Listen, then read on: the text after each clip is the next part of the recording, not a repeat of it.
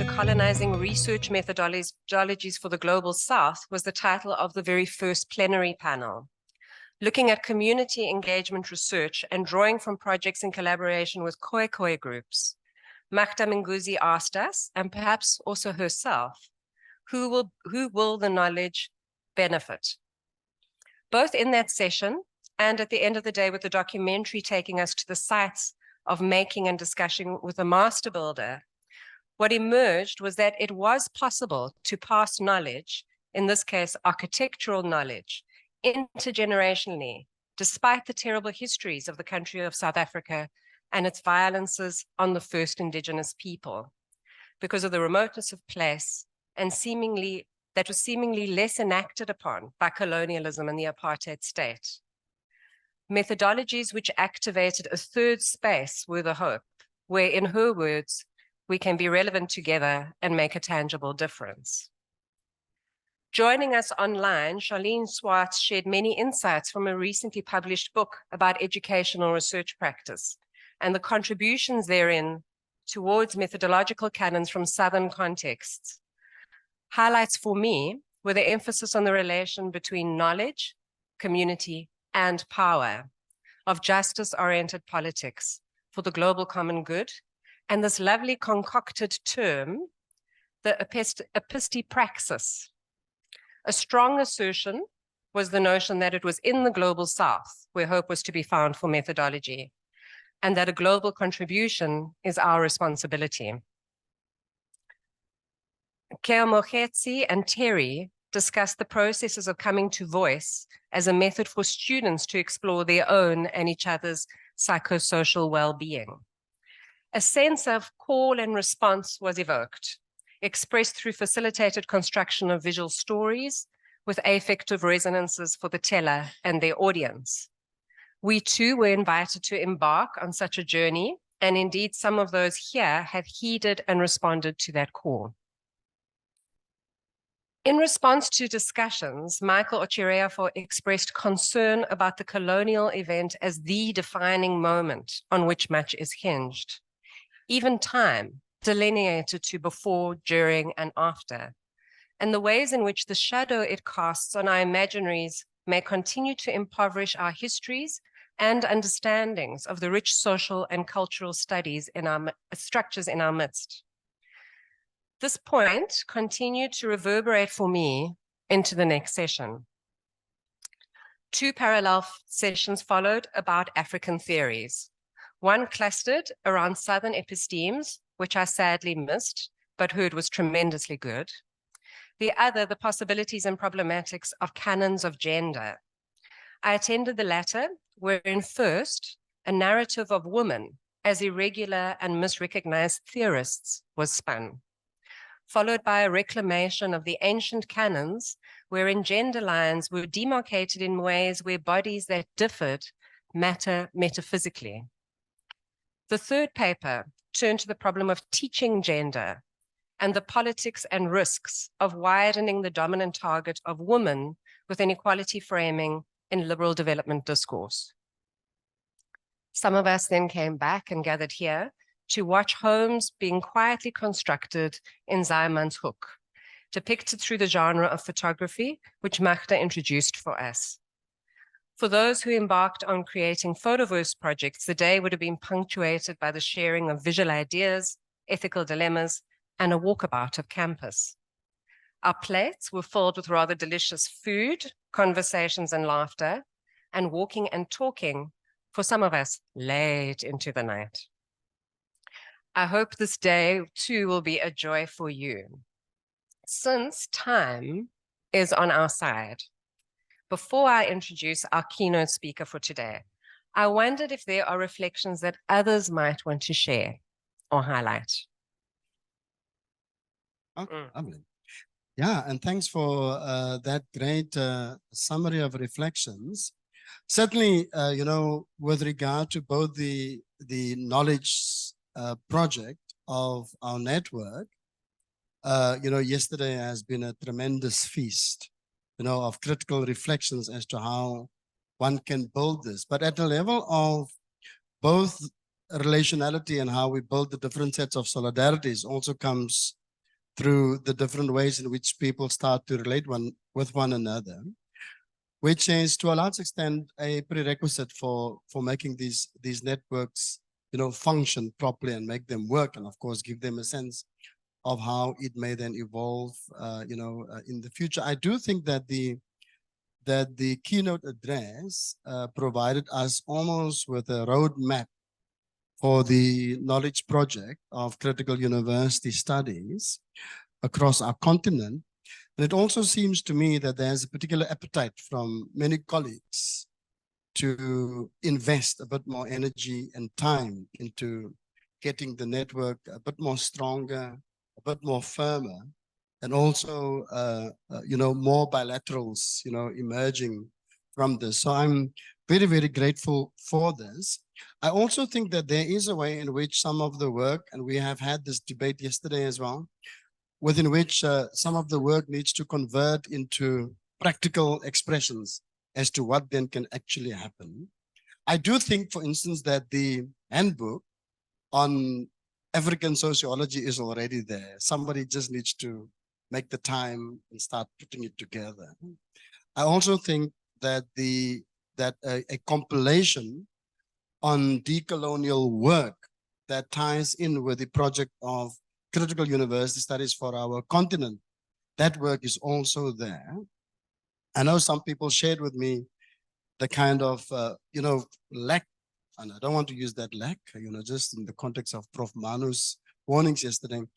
What we do miss sometimes is the fact, a place where this work is being brought together so that we can build upon it, when we come together as a group like this. So, Jude, for the project of Kampala next year, we may want to think about whether, during this particular 12 months now ahead of us, we shouldn't try and get some of those programs and projects moving ahead. As soon as we have audit launch, I'll ask Jenny also just to communicate with the network, around that particular archive and body of knowledges that's there. So, and then we build the community through that. So what I'm more or less saying is that, conceptually, at the level of epistemes and the development of our knowledge project, I think great movements. And I also think that the possibilities for programmatic expression of that particular work, there's also great pathways to happen so that we can say to ourselves, we're putting something on the table. Okay, so I'm very, very grateful for those contributions. So thank you so much, colleagues.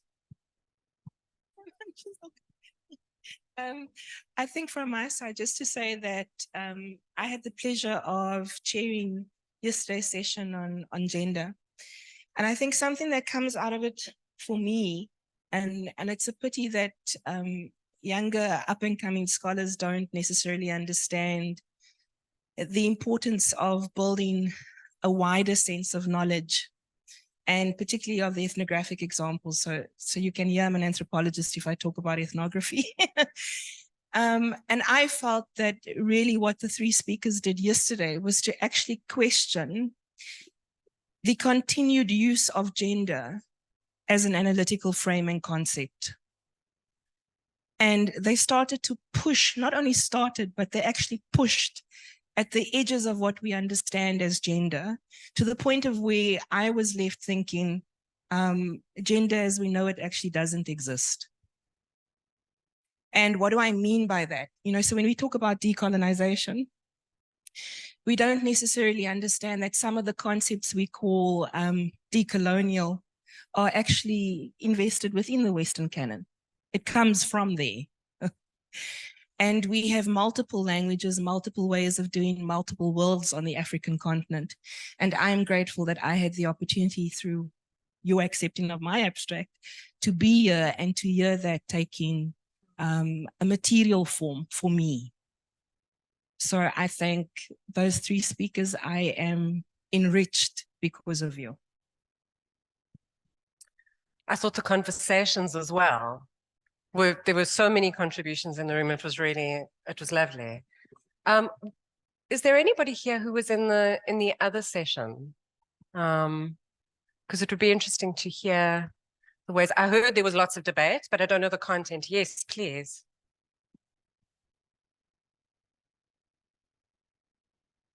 I was in the other session, and that was also really interesting in terms of debate. In terms of, I think Claudio had a double critique on decolonization itself. I think Joe and his partner looked at the process of decolonization from a governance perspective. I think Clifford was talking about Fela Kuti and the three lenses of decolonization from a Nigerian perspective.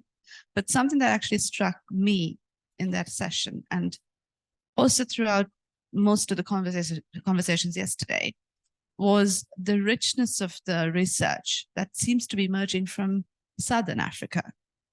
And it doesn't seem to have the same sort of reach and depth and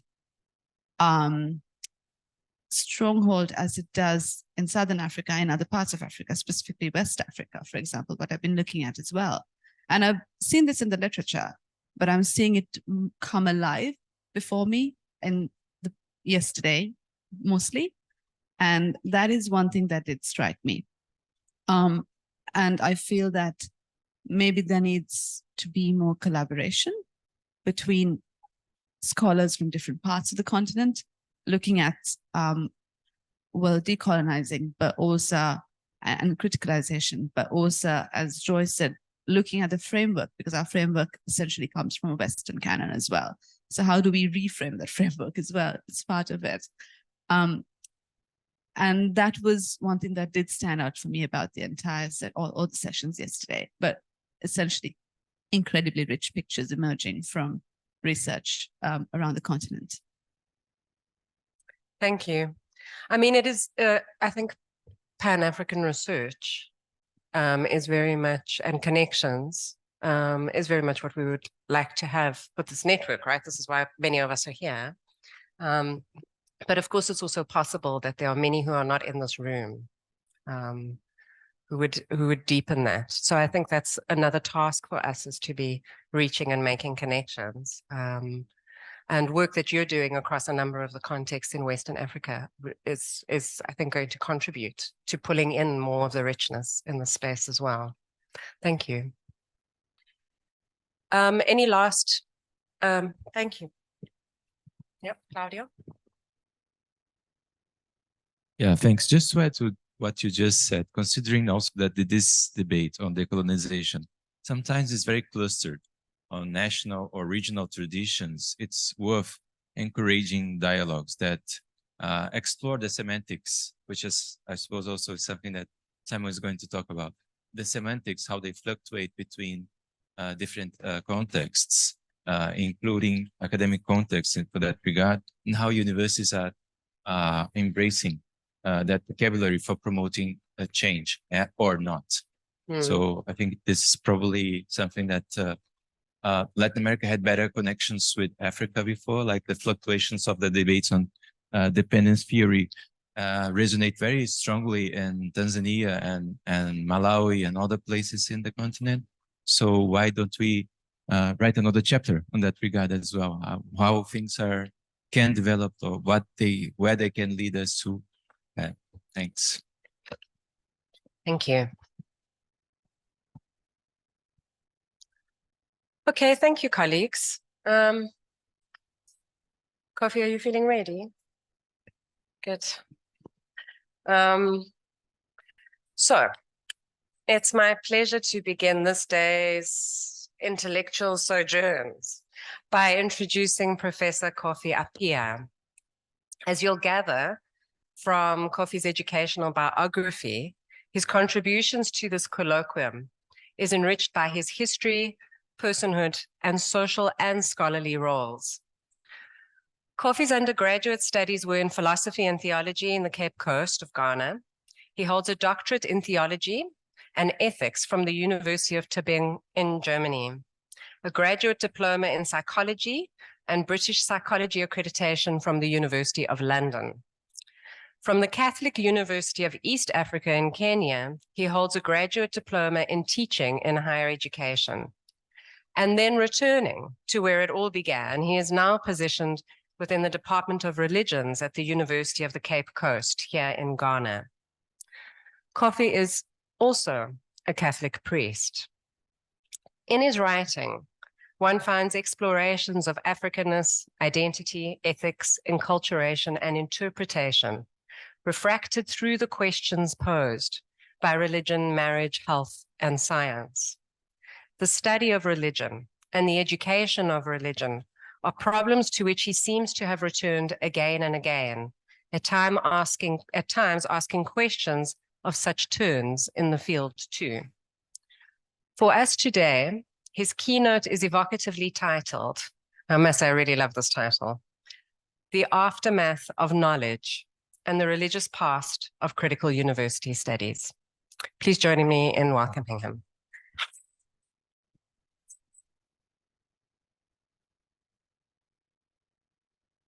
Good morning.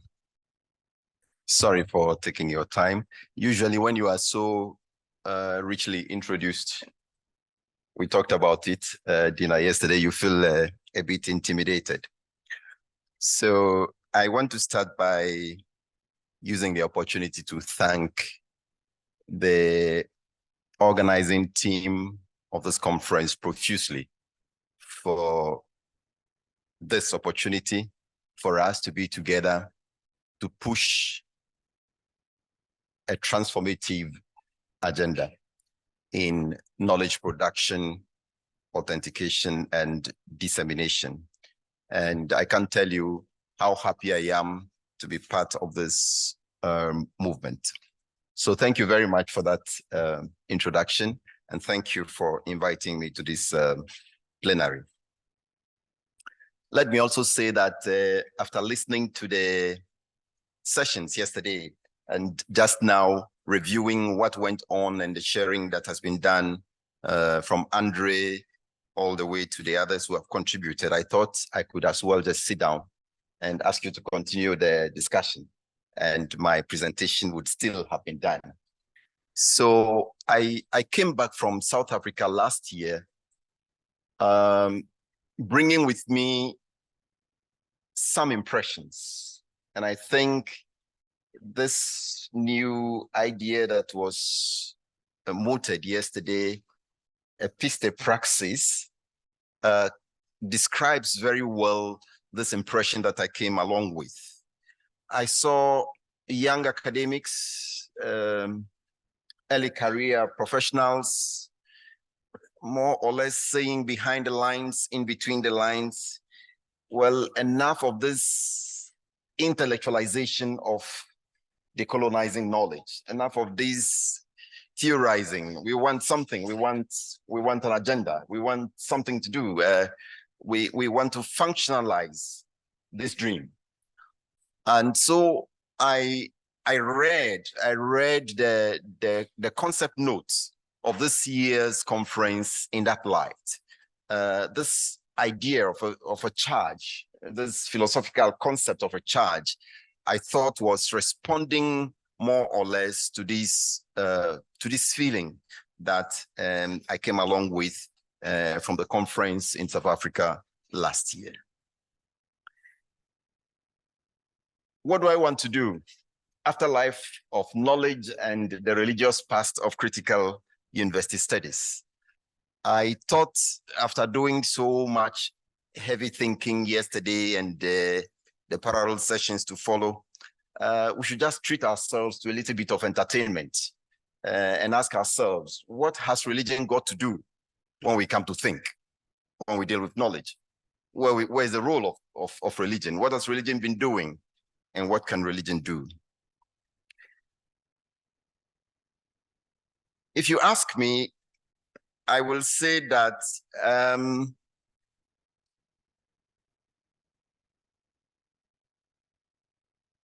yeah, it worked. If you ask me, I will say religion sits in this whole idea about knowledge and the liberation of knowledge from hegemonic systems, like an elephant in a pool. And so there seems to me to be some intuitive connection between yeah, humanism, and the rebirth, if you like, the afterlife of knowledge throughout history. Religion is like, yeah, that thing, yeah. It plays sometimes the role of the oppressor, sometimes the role of the liberator, but it's in, and it's always, you know, troubling the waters.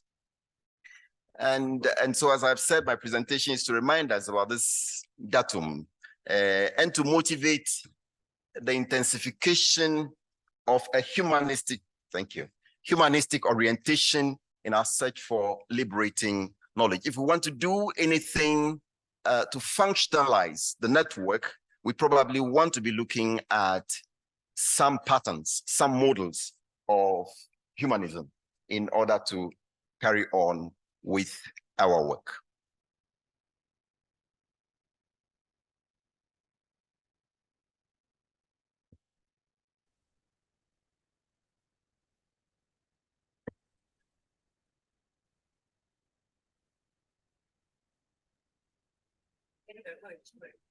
Oh, it worked? Oh. Okay. So I propose in this presentation to explore the colonial style university from the lens of its past religious entanglements. I want to theorize epistemological emancipation as a search for relevant existential alternatives. Now, yesterday, there was a lot of talk about this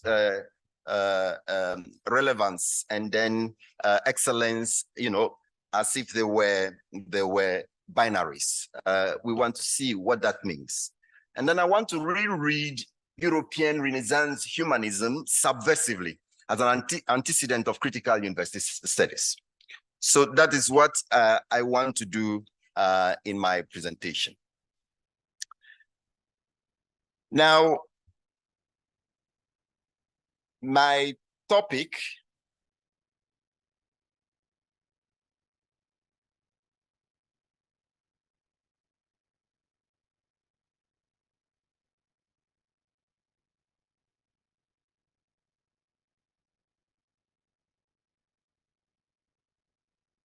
estimates that when we want to search for relevant alternatives, we must always sway between an integrated afterlife, integration of religions, of faith and reason, if you like, of science and religion, and the very religious past of knowledge.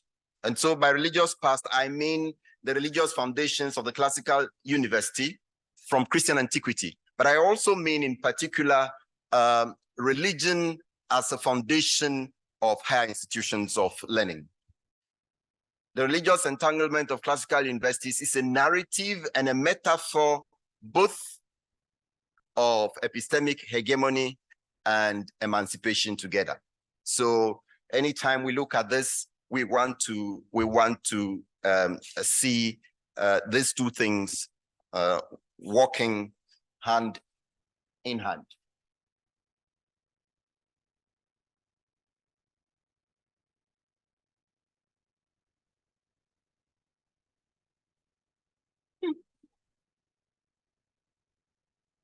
So now let me start with the story of the religious past, some religious entanglement. And I'm doing that in two ways. So when we talk of religion, we talk of my religion, your religion. These are the inter-religious relations. And then we talk of my religion alone, the intra-religious relations. And I say they are binate religious phenomena in the history of religion in relation to knowledge.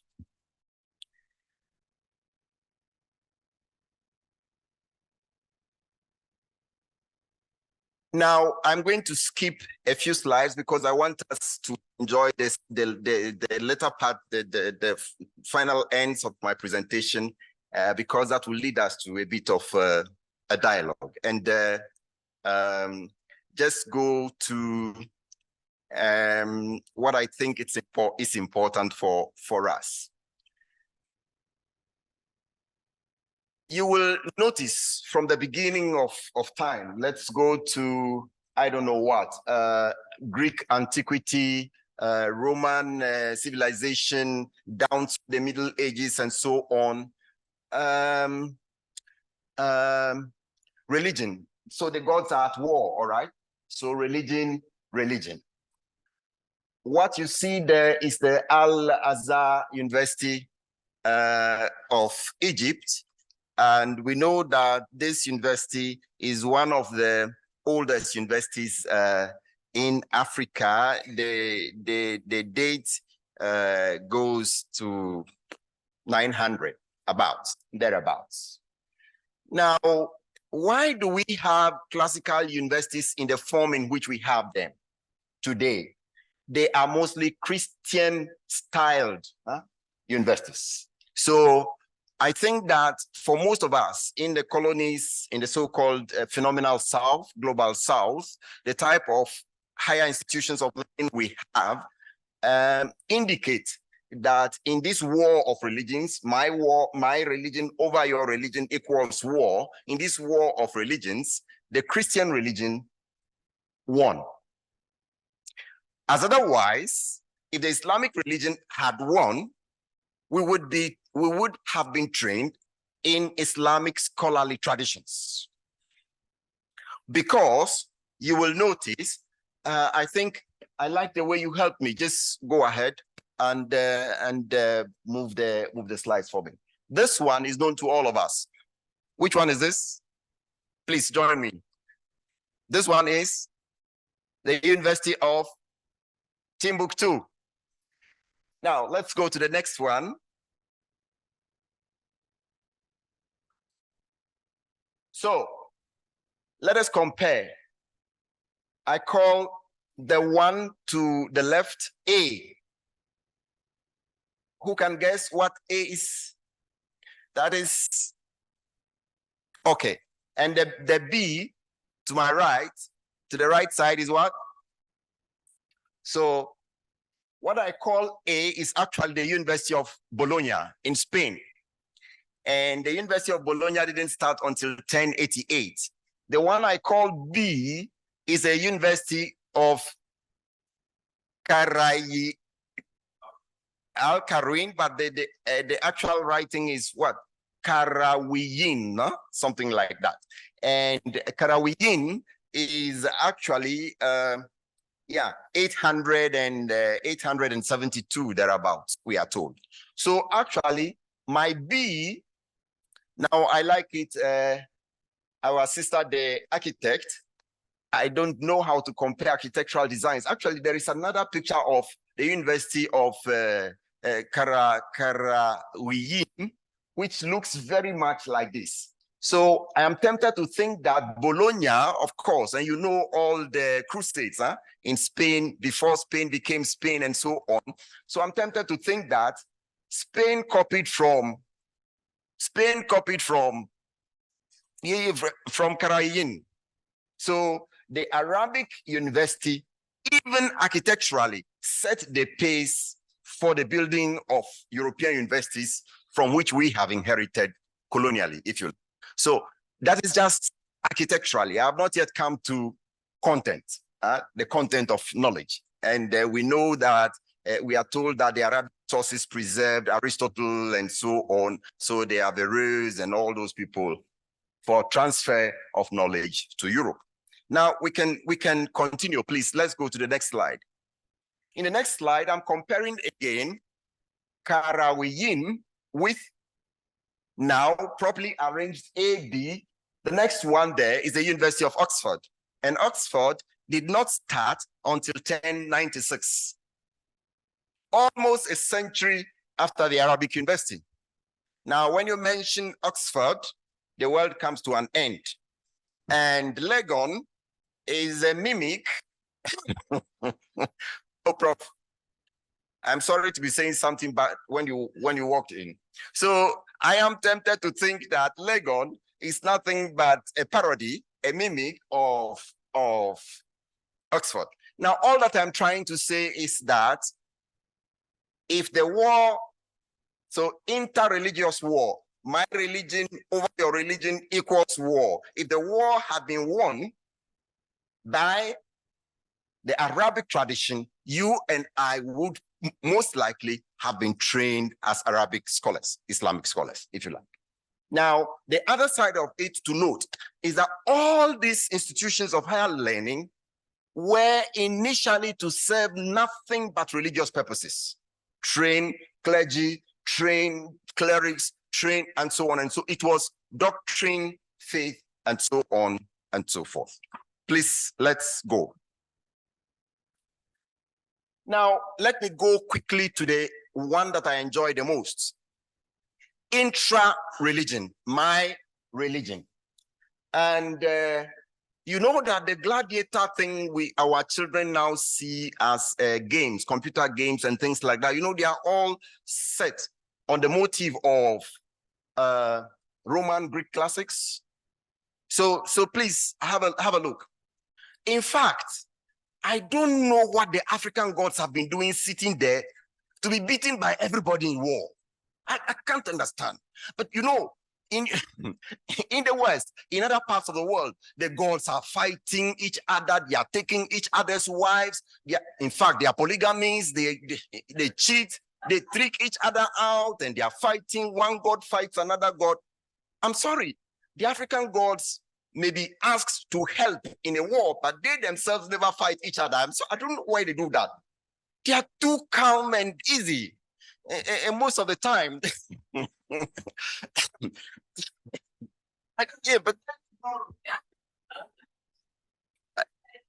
so I like this one better. And so you will notice that the transfer of religion is always associated with some form of fighting. Now, your religion is as strong as the power of your gods. And because these gods had to fight, they needed strategies, so they had knowledge. They needed implements of war, they have technology.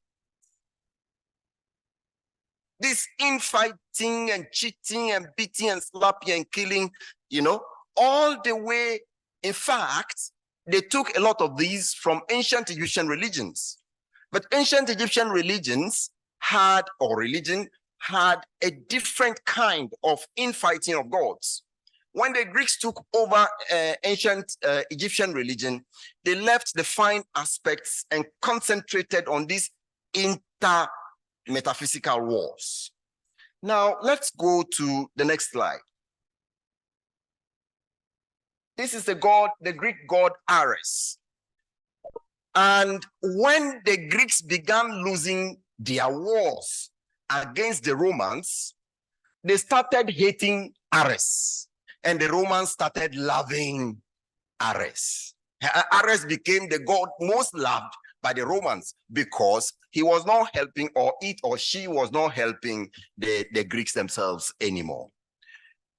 Let us go to the next slide, and you will see the god Poseidon, who played, in fact, he's supposed to be the god of the elements of nature, water, sea, and the waves, and so on. You know, Britain, Britain, what? Mike has been teaching me that lesson. What do you say? Okay, so you can see Poseidon played a very important role in the Trojan War, and that is his contemporary transformed gladiator type.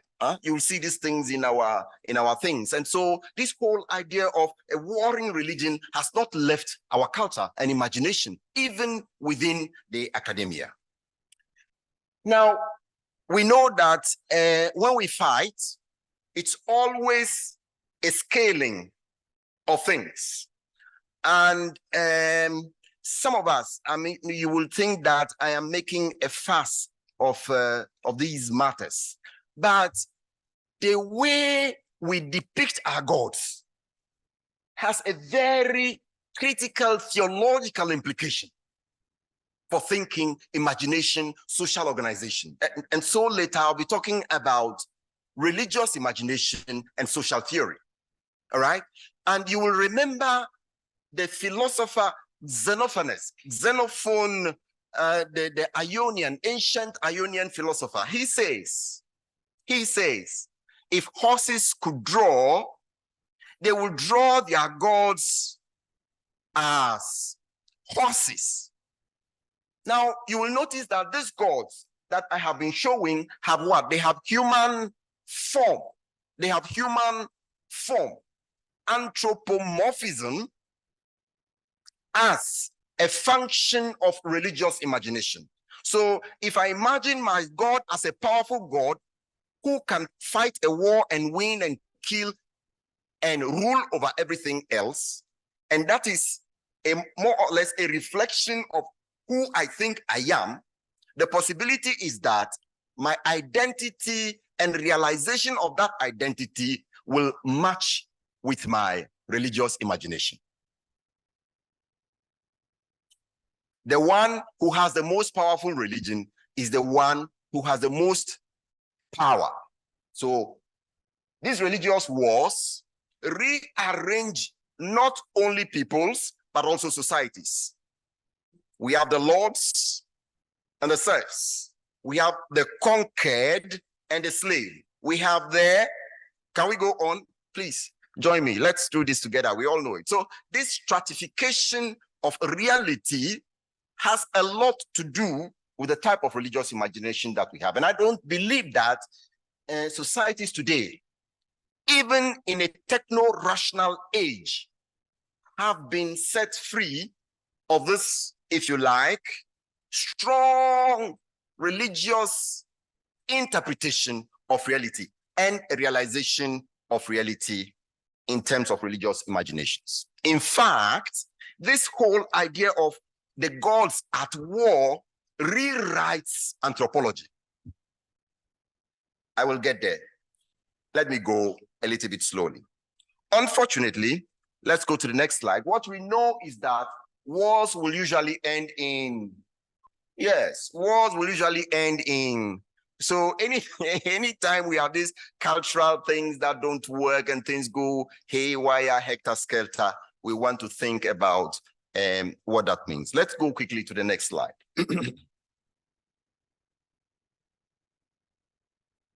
Whether we like it or not, the earlier scripts, sources of knowledge, are either religious scripture, their doctrine, or ritual instructions. They are anthropomorphic anthropologists. They are a replication of our imagination of my God, their God, in a certain pattern of thought. Mystical powers become corollaries of temporal military power, the strong versus the weak. Warring gods are the gods of elements. They control the laws of nature.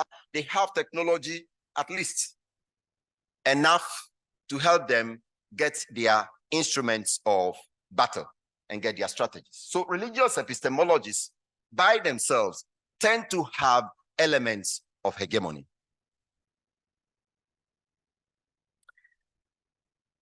Now, let's go to the next slide, where I want to talk, I have preempted that slide, about the correlation between war or religion as war and social theory. We can move between the various patterns from slavery through imperialism, capitalism. By the time we are in capitalism, Marxism, the war has changed from military thing, military power, okay, techno-scientific power, to economic power. And so it is, Marx will tell us, the proletariat against. So the terminologies may have changed, but the fundamental ideas are the same. Colonialism and challenge me to eat from South America, Africa, certain parts of Asia, China, and so on. I wonder what percentage of missioning, evangelization succeeded without wars, without fighting. In Africa, it has been researched and it is clear. Christianity followed the colonial flag. And wherever, so the civil authority succeeded in subjugating the people, Christianity survived and thrived. And so this idea, now in the study of religions, there is this expression of colonial Christianity, like it or not. Mike number 1 or Mike number 2, I don't know which one is 1 and 2. There is one near Andre at the back, I think he's 1 or 2, and there is one in front here. He may also be 1 or 2. I don't know which one you like. Mike, you're 1, the other one is 2. I give it to you. Yeah. So this element of coloniality, even in religion, people like to defend it and say, well, something good has come out of it. You can see me. Am I not a nice looking guy? It's Christianity, you know? So we want to look at these things from these perspectives. What exactly is this religion thing, this trajectory of religion and education? What is it about? Let's look at that. Now, that will be my next slide. I am thinking that when we ask that question, we are looking at modern and contemporary repetitions of epistemic hegemony. Now, why do I say that? You will agree with me that by the time we are in the Christian era, the church created, authenticated, and disseminated knowledge almost as a monopoly, from monasteries to cathedral schools to universities. They used the trivium and the quadrivium. That was the curriculum. So you learn the things, the grammars, and so on. Go through arithmetic, geometry, astronomy, and music, and then you are in higher education. Knowledge outside faith and ecclesial sciences, and that was scholasticism, was either irrelevant, untrue, or heretical. And the only language of knowledge was Latin. And yesterday, the issue about language was raised over and over again. And if time allows us, we'll go back to look at it. So heretical knowledge was punishable by law. Untrue knowledge was censured. They put that book on a particular shelf. Nobody may read it. Irrelevant knowledge was treated with contempt. There was no job security for dissenting voices, and the famous example of Galileo Galilei. Until the Enlightenment idea of university tenure. So if you had tenure, which we still battle with now with the commodification of universities, these things are being recycled into the academic system in higher education. They may now no longer be defined by faith, religious faith, but by economic faith. How much you produce, how much you bring in, how much you publish. Tenure. Please, let's go to the next slide.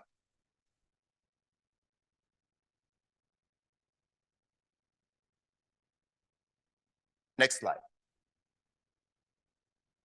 Now, if you want me to convince you the more about the religious remnants of our universities, the classical university, you will know that we have terms such as what?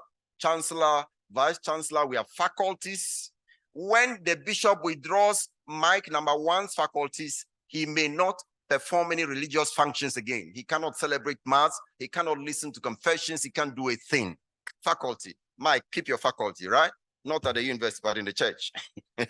We have deans, we have provosts, we have readers. A reader in church is nothing other than somebody who mounts the place, takes a big Bible and tells you this is the word of the Lord. And you must say amen. I didn't hear you say that. Yeah, that's it. I'm a reader, right? Then we have canons and we have registers. And registers initially were not these registers that we have. They were registers of names of people who have been baptized, removed from hedonism into Christianity, from barbarism into civilization, from, you know, these binaries? I was expecting that you will sing this song with me. So those were really registers. Now, for all these terms, therefore, we can find very deep-seated Christian religious foundations, and we still use them. Let me try and convince you a little bit more. You will notice that all architecture at universities would have a tower. And where from these towers, they carry the church bells. They rang, bang, bang. Some are going to hell, some are going to heaven, some are going to hell. Mike, you are sitting on my left, you are going to hell. And all their mottos were written, but in only one language, and it's Latin, nothing else. And so Oxford has the motto, I think you can't read it. It says, Dominus Illuminatio Mea. Dominus Illuminatio Dei. Those who are Christian know this thing is directly from the scriptures. Dominus Illuminatio Mea. The Lord is my light and my salvation. The Lord is my light. And I think the people were afraid of dying and not being saved. Nah? So that is the motto of Oxford, the University of Oxford. Thank you very much. So in the middle, Dominus Illuminatio Mea. The Lord is my salvation. Let's go to Johns Hopkins. And Johns Hopkins says, Veritas vos liberabi. The truth will set you directly from the Bible. And you see, I'm a good Christian. I read my Bible 48 times a day. Andre, you have to help me read my Bible.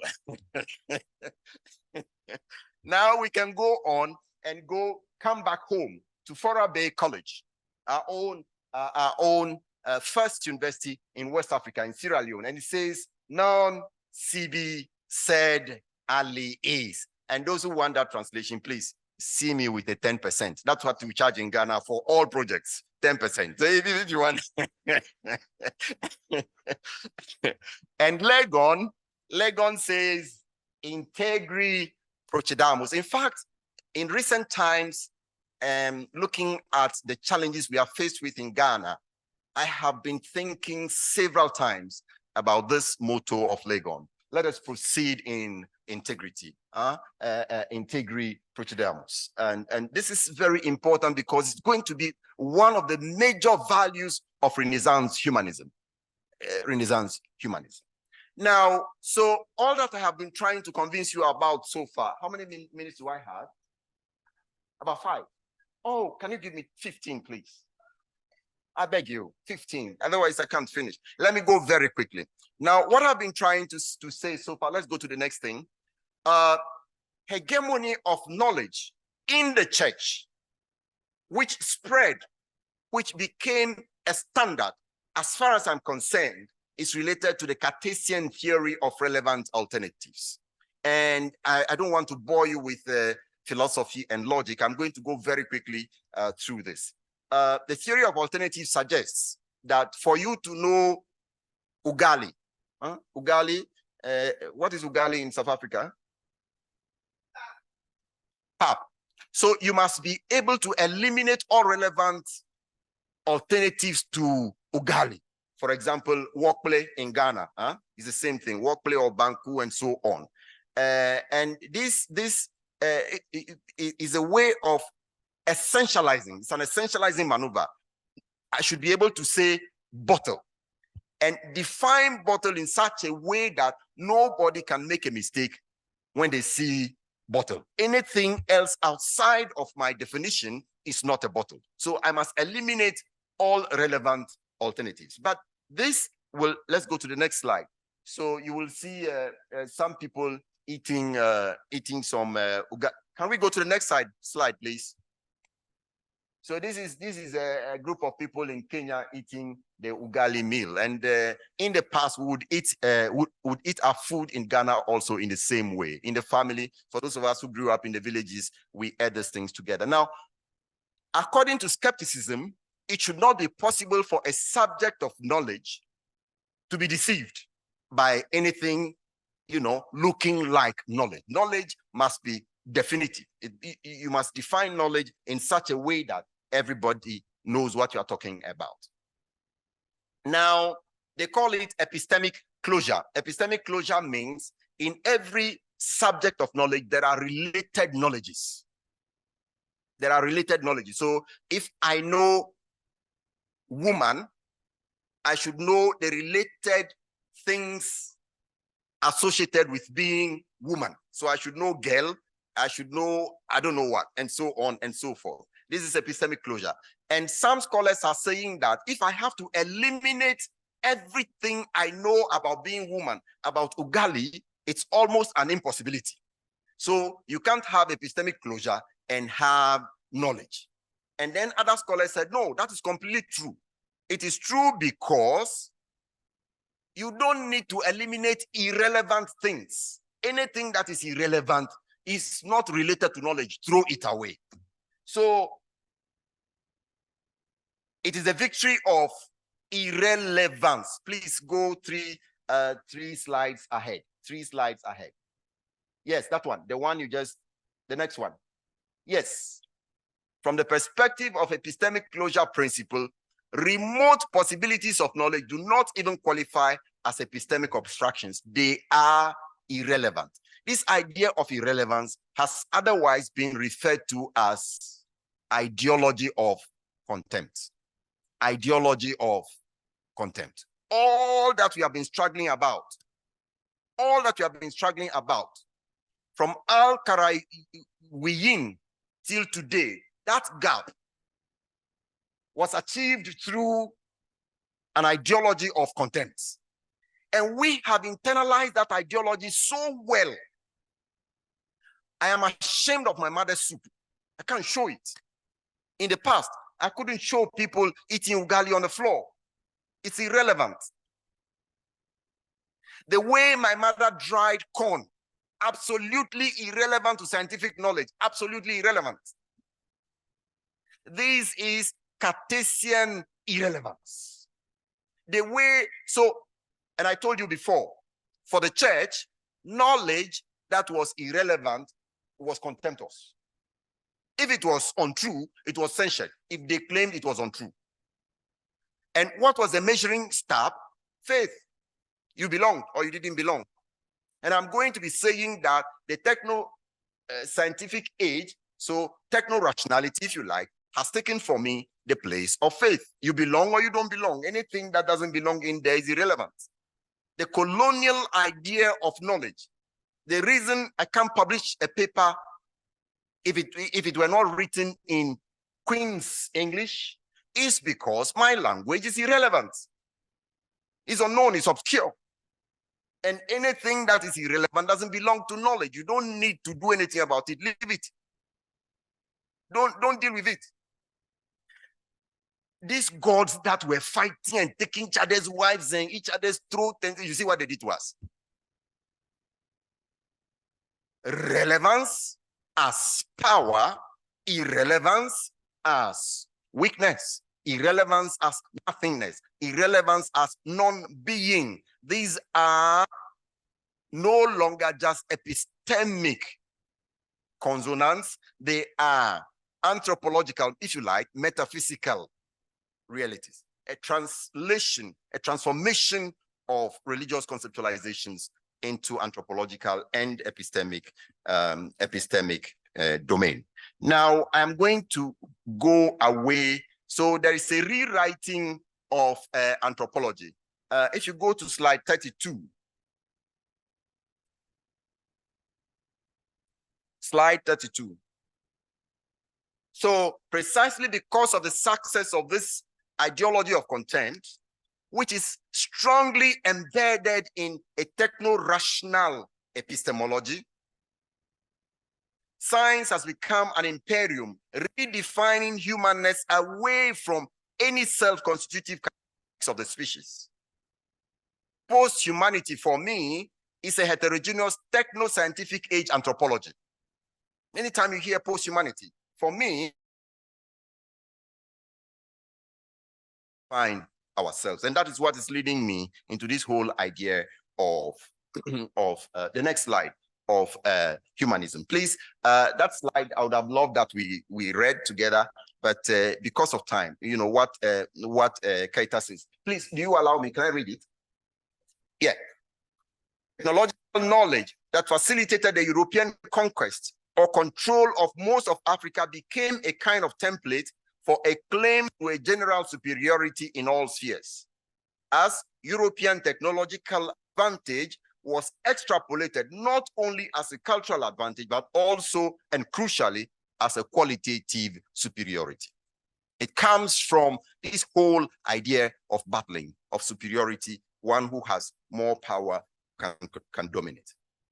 Now, because of this, we need not Cartesian relevant alternatives, but existential relevant alternatives. And we get existential relevant alternatives from humanism.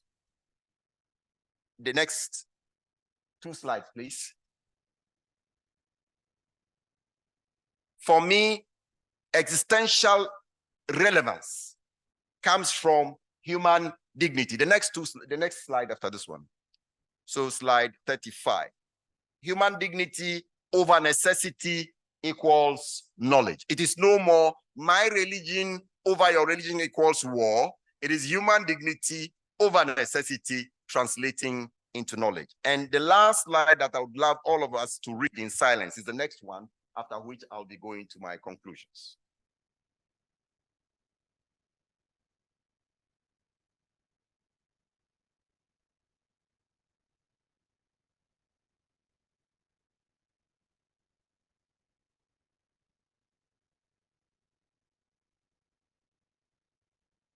Can we go? Can we go? Are you okay? Thank you. So, as I said, I'm referring to afterlife of knowledge as a rebirth, and the main characteristics, so slide number 38, the main characteristics of humanism, according to Cartwright, are interest in studying literature and art from antiquity. I'll say something about that. Interest in studying literature and art from antiquity, interest in the eloquent use of Latin and philology. Drop Latin and keep interest in philology. Keep interest in philology, drop Latin.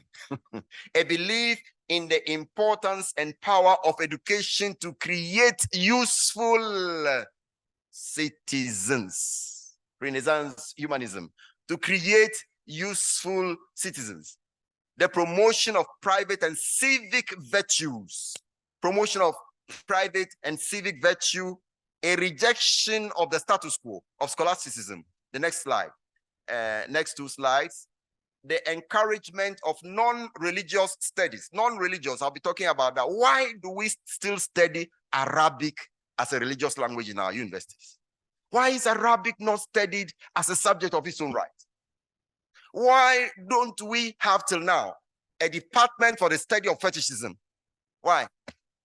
Department for the study of fetishism. Do you have it, Makerere? And yesterday, somebody told us, you can be unruly. Just make sure you stay in track, but be unruly.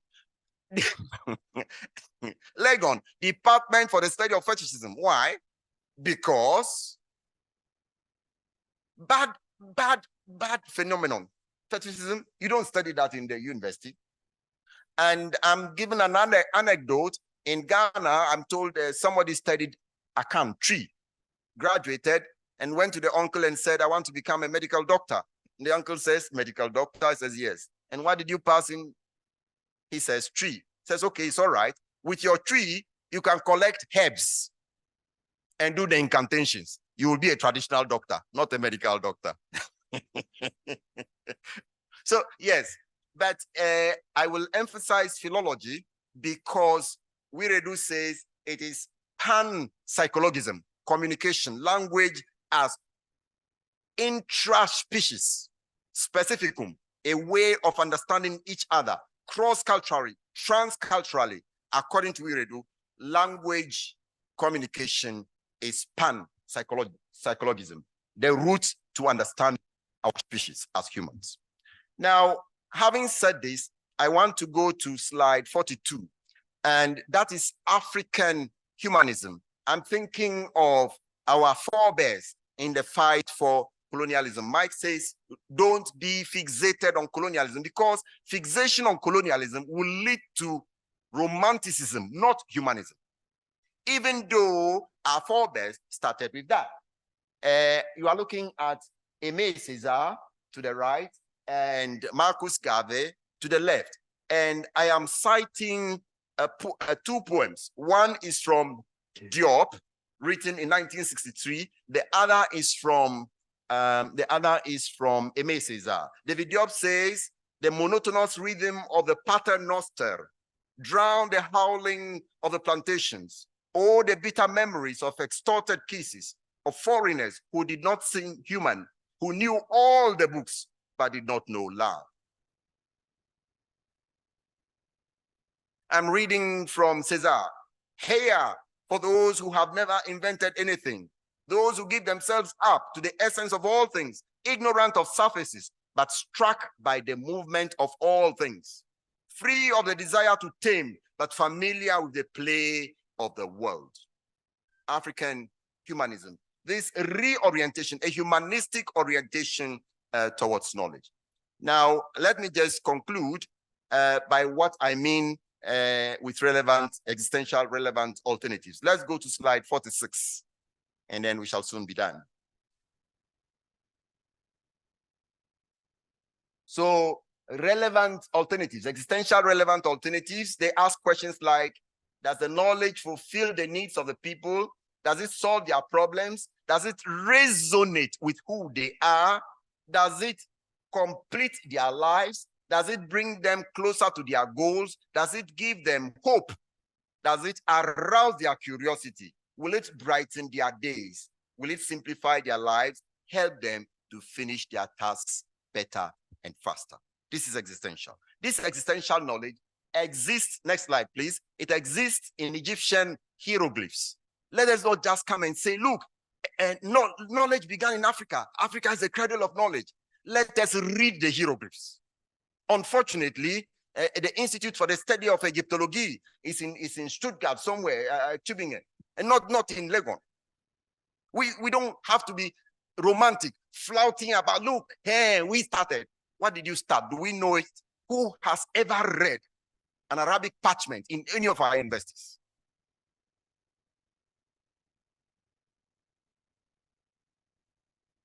Let us go to the Arabic man.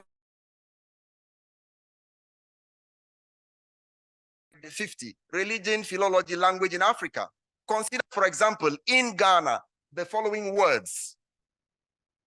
Pano, fetish, palava, dashmi. My brother, are you with me? Can you give me the next slide? Now, I'm told all these words have Portuguese origins, and they occurred during the mercantile phase of the West Coast and Portugal. What do they mean? Now, if you go to the Oxford, what do they call it? Dictionary, Learner's Dictionary, it tells you that palava means empty talk, chatter. When in fact, palava has to do with the traditional Ghanaian meeting, council of elders. I refer to it as African concilium, because it's stupidity to tell me when the elders in my village meet under the tree, they are chatting away, they are wasting time. The guys have serious business to do. African concilium, and it begins in Roman. Sorry. So thank you. Thank you for listening. My time is done. Many times. I'm sorry.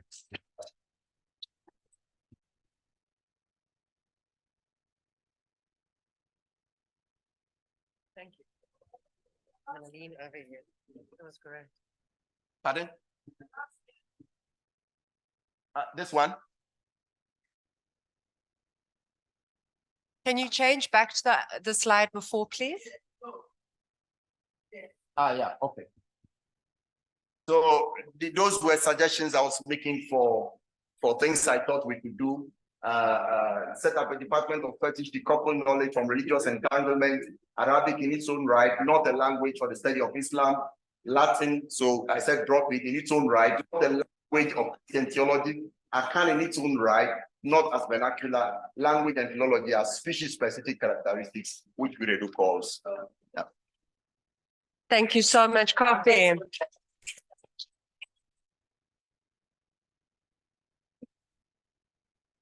That was a talk with so many reverberations across time, text, space, the sense of the aesthetic aspirations of the parody of cultural infrastructure that you showed us, the mottos and the reverberations across time.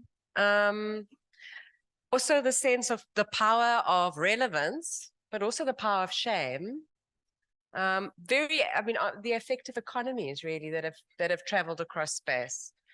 I was wanting to turn a little bit. We have 10 minutes. It's very short, but yeah, there've got to be lots of questions. I can see Andre's. Andre's like my child when he wants food. We'll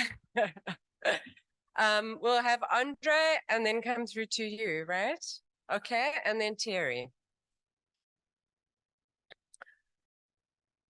Sorry, I didn't. Thank you, Tachi. Are you okay to be fourth?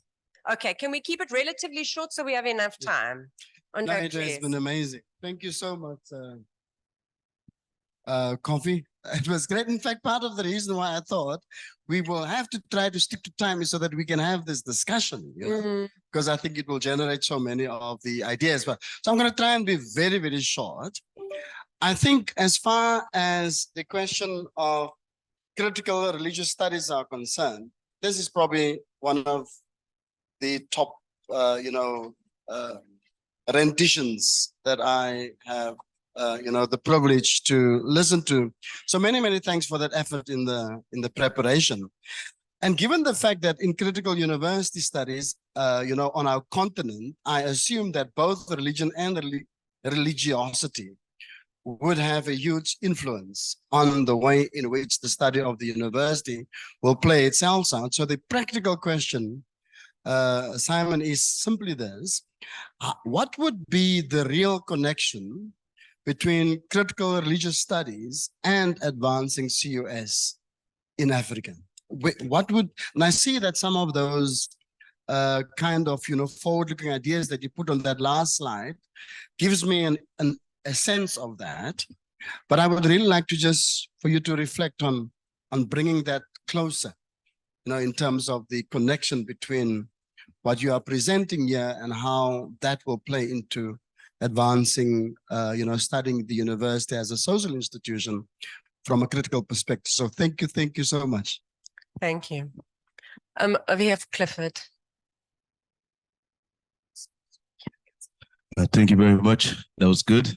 I'm just, I'm very concerned again, listening to this presentation of how even as African scholars, we can get trapped in this European mindset, and it can actually come out in our terminologies.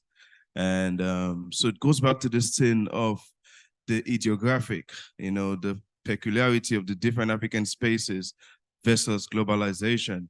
I was looking at the gods you portrayed, and we do have gods of wars in Africa. In Nigeria, we have Ogun in the Yoruba culture. In the Igbo culture, Ekwesu. If you go to Benin City, you have Aroha.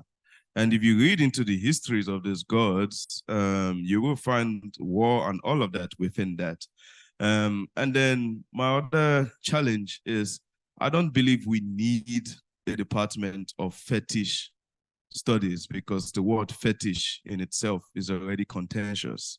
Within European register, you will find African cultures, they refer to the practice of divination with certain terminologies, like you see African priest, but I don't think I've gone to any African culture where they have African priest. You go to South Africa, you can have sangomas, and it has different connotations. If you go to Nigeria, you can have babalawos that practice Ifa orature, Ifa divination. It has various connotations. So even the onset of making the statement fetish studies already embeds it within a colonial ontological trap. So as scholars, to what extent are we challenging our own bias, which we've been indoctrinated in, towards this push forward? And if that is not challenged, then is this whole thing not just a futile attempt? Okay. Thank you. Thank you. Thank you. Terry?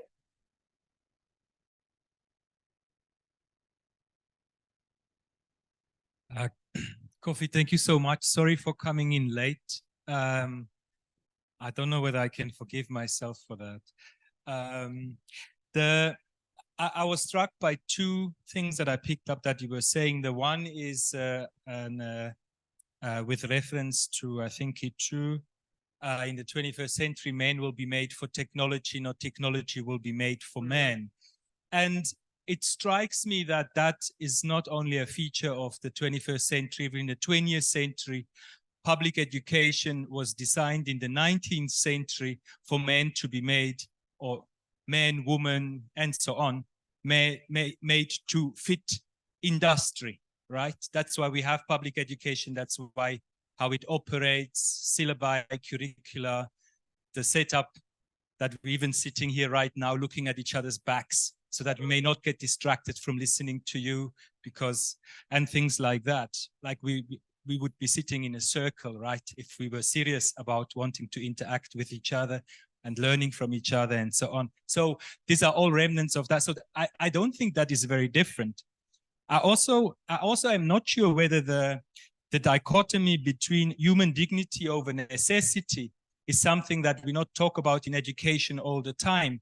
So, sometimes in the sense of liberal arts versus vocationalism and things like that, or what's a polytechnic versus a proper university, you know, where you educate the person and so on, rather than educate for jobs.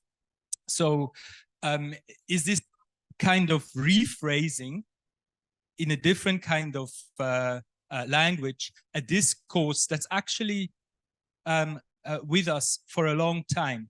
And to draw on Paul Zeleza's words, like it seems to me what you are proposing is actually that we are drawing more broadly on the different kinds of knowledge libraries that are inherited anyway on the continent. When he talks about the Christian library, the Islamic library, the indigenous library, the colonial library, and so on and so on. Thank you. Thank you. For Professor Mano in the front. Yes, thank you very much. I also struggled to get here in time, but the traffic beat me to it. But thank you very much for what I heard. And I thought it was exciting. I thought there were connections between some of what was said yesterday and today. And it almost sounds like we sat together and thought together, but we didn't. At the same time, I share some of the concerns that Clifford and Thierry registered about a department of fetishism, because I know that Simon knows very well the origins of the word fetish. And so we should also not fetishize it by actually having a whole department about it. I understand the instinct, but I think the naming is wrong. In Benin, in January, they have a public holiday which is devoted to their national gods. And like Clifford said, in Yoruba cosmogony, you find the gods actively warring, marrying, you know, doing a whole lot of things. So I see this also as really an invitation for us to know our societies better and bring the different knowledges together.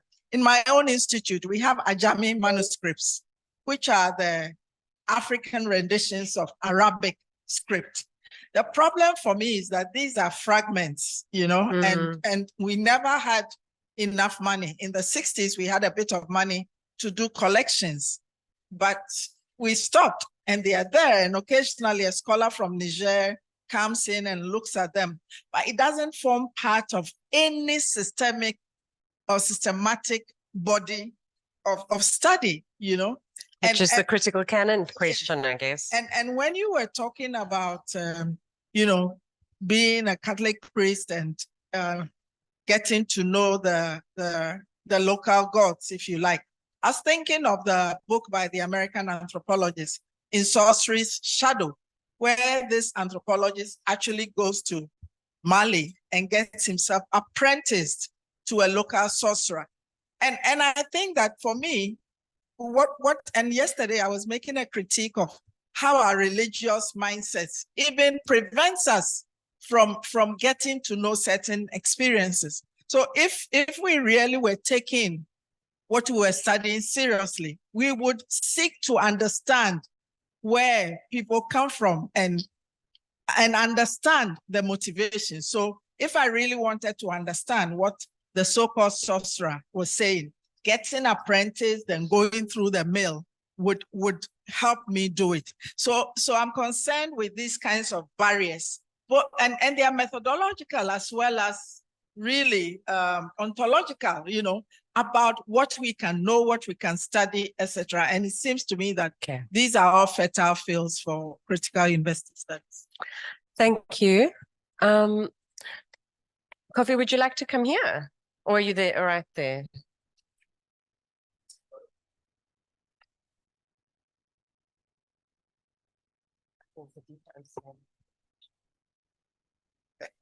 And I have spoken so long already, taking your time. I will give very brief answers to the questions. Let me start from Professor Menu, which also taps into my brother's questions. I deliberately wanted to be provocative, and I know the type of debate that lies behind fetish, for example. But I'm asking myself, shouldn't I have some provocative sides that reach beyond accepted canons? Who says there is not the same level of conflict, put it that way, behind the term religion? After all, religion, what does it mean? It's a middle-aged term describing middle-aged Christianity and ritual. No more. But it's accepted. Everybody studies it in a university. Which way?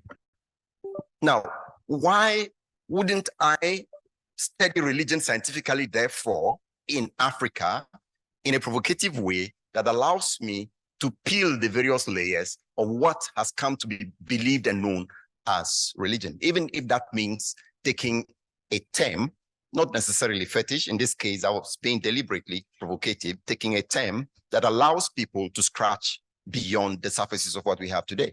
So because we are dealing with canons and registers, I need a register, I need a canon that challenges my thought beyond the acceptable. And Prof has said that very well. And what can religion do concretely? I think there are many things that religion can do concretely if it will be studied pragmatically. What did he call it? Something praxis? Practically.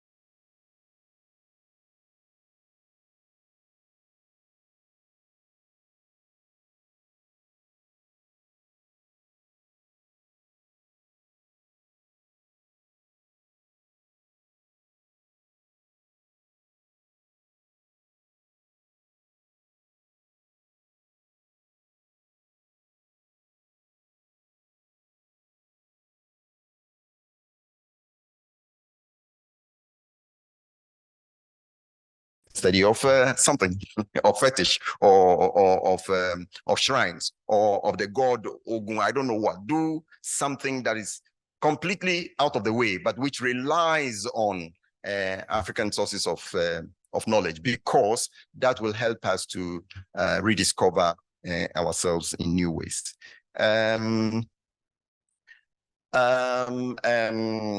Professor on technology and anthropology, Thierry. Actually, that is what I wanted to say, because the hegemony of knowledge always shows a spiral, a repetitive pattern We keep going back and forth in circles. So yes, again, that also is a deliberate aspect of my presentation. I want us to see, and in fact, that is why Mike said, don't get fixated. Other people have been colonized. Other people have experienced knowledge hegemony. It has gone through various phases in history.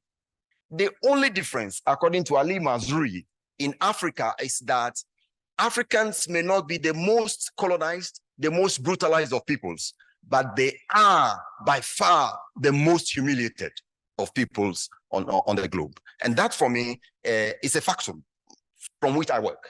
And so when I'm thinking, that is what gives me this energy. I want to think in ways that crack this nut of humiliation. The third word theologians call it anthropological pauperization. And that is for me a very important issue. So yes, I'm recycling phases of the spiral of epistemological hegemony within the context of African humiliation. Thank you. Thank you, everybody, and thank you, Kofi. I think even just the thinking of a sort of a parallel of the construction of our gods and the constructions of our universities and their possibilities as reflections of our social imaginary is really powerful. I mean, warring, in ruins, obsolete, the sense of economic power and faith as power. There was so much there. Thank you very, very much. Can we all please applaud Kofi?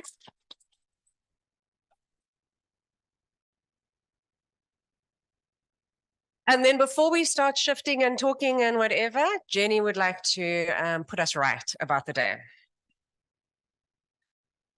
Hi, everyone. So you'll note that the tea break today is quite short. It's just because we're actually trying to make up time in the program for this afternoon sightseeing tour. I think we have been promised that if we keep to time, we'll have enough time to go find a cloth to buy. So yeah, we'll leave at about 2 on the bus and in 2 cars. I think we can maybe for that one all meet here and then go to the bus. And then for after the tea break, we were kind of running a bit short of time. So if I could just ask everyone to go grab some tea and snacks and then go to their preferred venue, and instead of like socializing. Then we'll split after at 10:15, we'll split into 3 parallel sessions. Joe's session will be in the auditorium. Then Cliff's session, the Indigenous African Knowledges and Canons, we had a bit of a venue crunch. So that'll be outside in the pagoda where the tea is. And then the last session, Prof. Manu will be facilitating. That will be upstairs in the seminar room.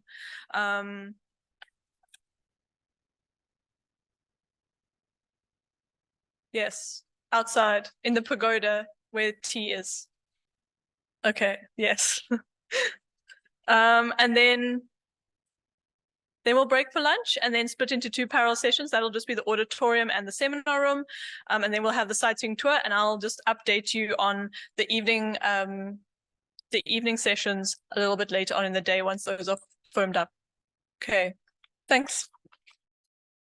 By the way, Nelson Mandela University. We have our session is on the canons and registers across disciplines.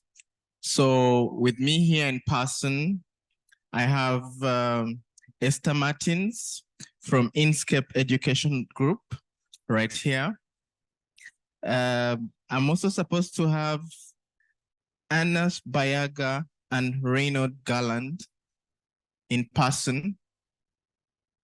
I guess they'll be joining us. But online, I have Mohammed Elias and Leon Musavi. So, the way we are scheduled then to begin is with Mohammed Elias from the University of Derby, who is going to be online and is going to be speaking about decolonizing terrorism studies. I hope the online functionality is in place to receive our first speaker, Mohammed. Can we have you unmute, Mohammed?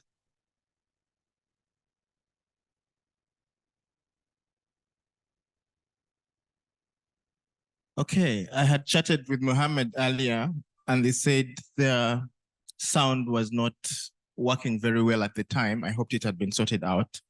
But Esther, if you don't mind, would you like to go first? So we're going to have to hear from Esther on empowering students as active contributors, a student-centered approach to decolonization in interior design education.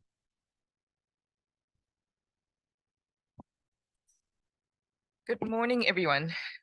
So as mentioned, my name is Esther Martins and Dean of Faculty at Inscape Education Group. And today I'll be chatting, it's more, I'm hoping that it starts and sparks a conversation amongst us all. But before we do go into that, may I ask for us to do a bit of a grounding exercise coming from snacks and conversations and all of that. We can just do a bit of a grounding, whether it's sitting or standing. I will ask if you, and for those online as well, if you don't mind, in your seats or standing, we'll just, from the bottom of our feet up to our heads, we'll just kind of wake every little bit of ourselves. So if I might ask you to start wiggling your toes, you're welcome to close your eyes or keep them open. If I can ask you to just wiggle your toes and move around your knees, swing your legs around if you can. And from there, just bend your back, twist around in your chair or standing, just waking up your body, coming to your shoulders. So rolling your shoulders back and then rolling them forward, stretching your neck, whichever way feels best and good to you. And then coming into your arms and just wriggling your fingers, waking up every sense of your body. And we're just going to take 2 deep breaths in. We can take them together or you can take them as you see, but deep breath in, out.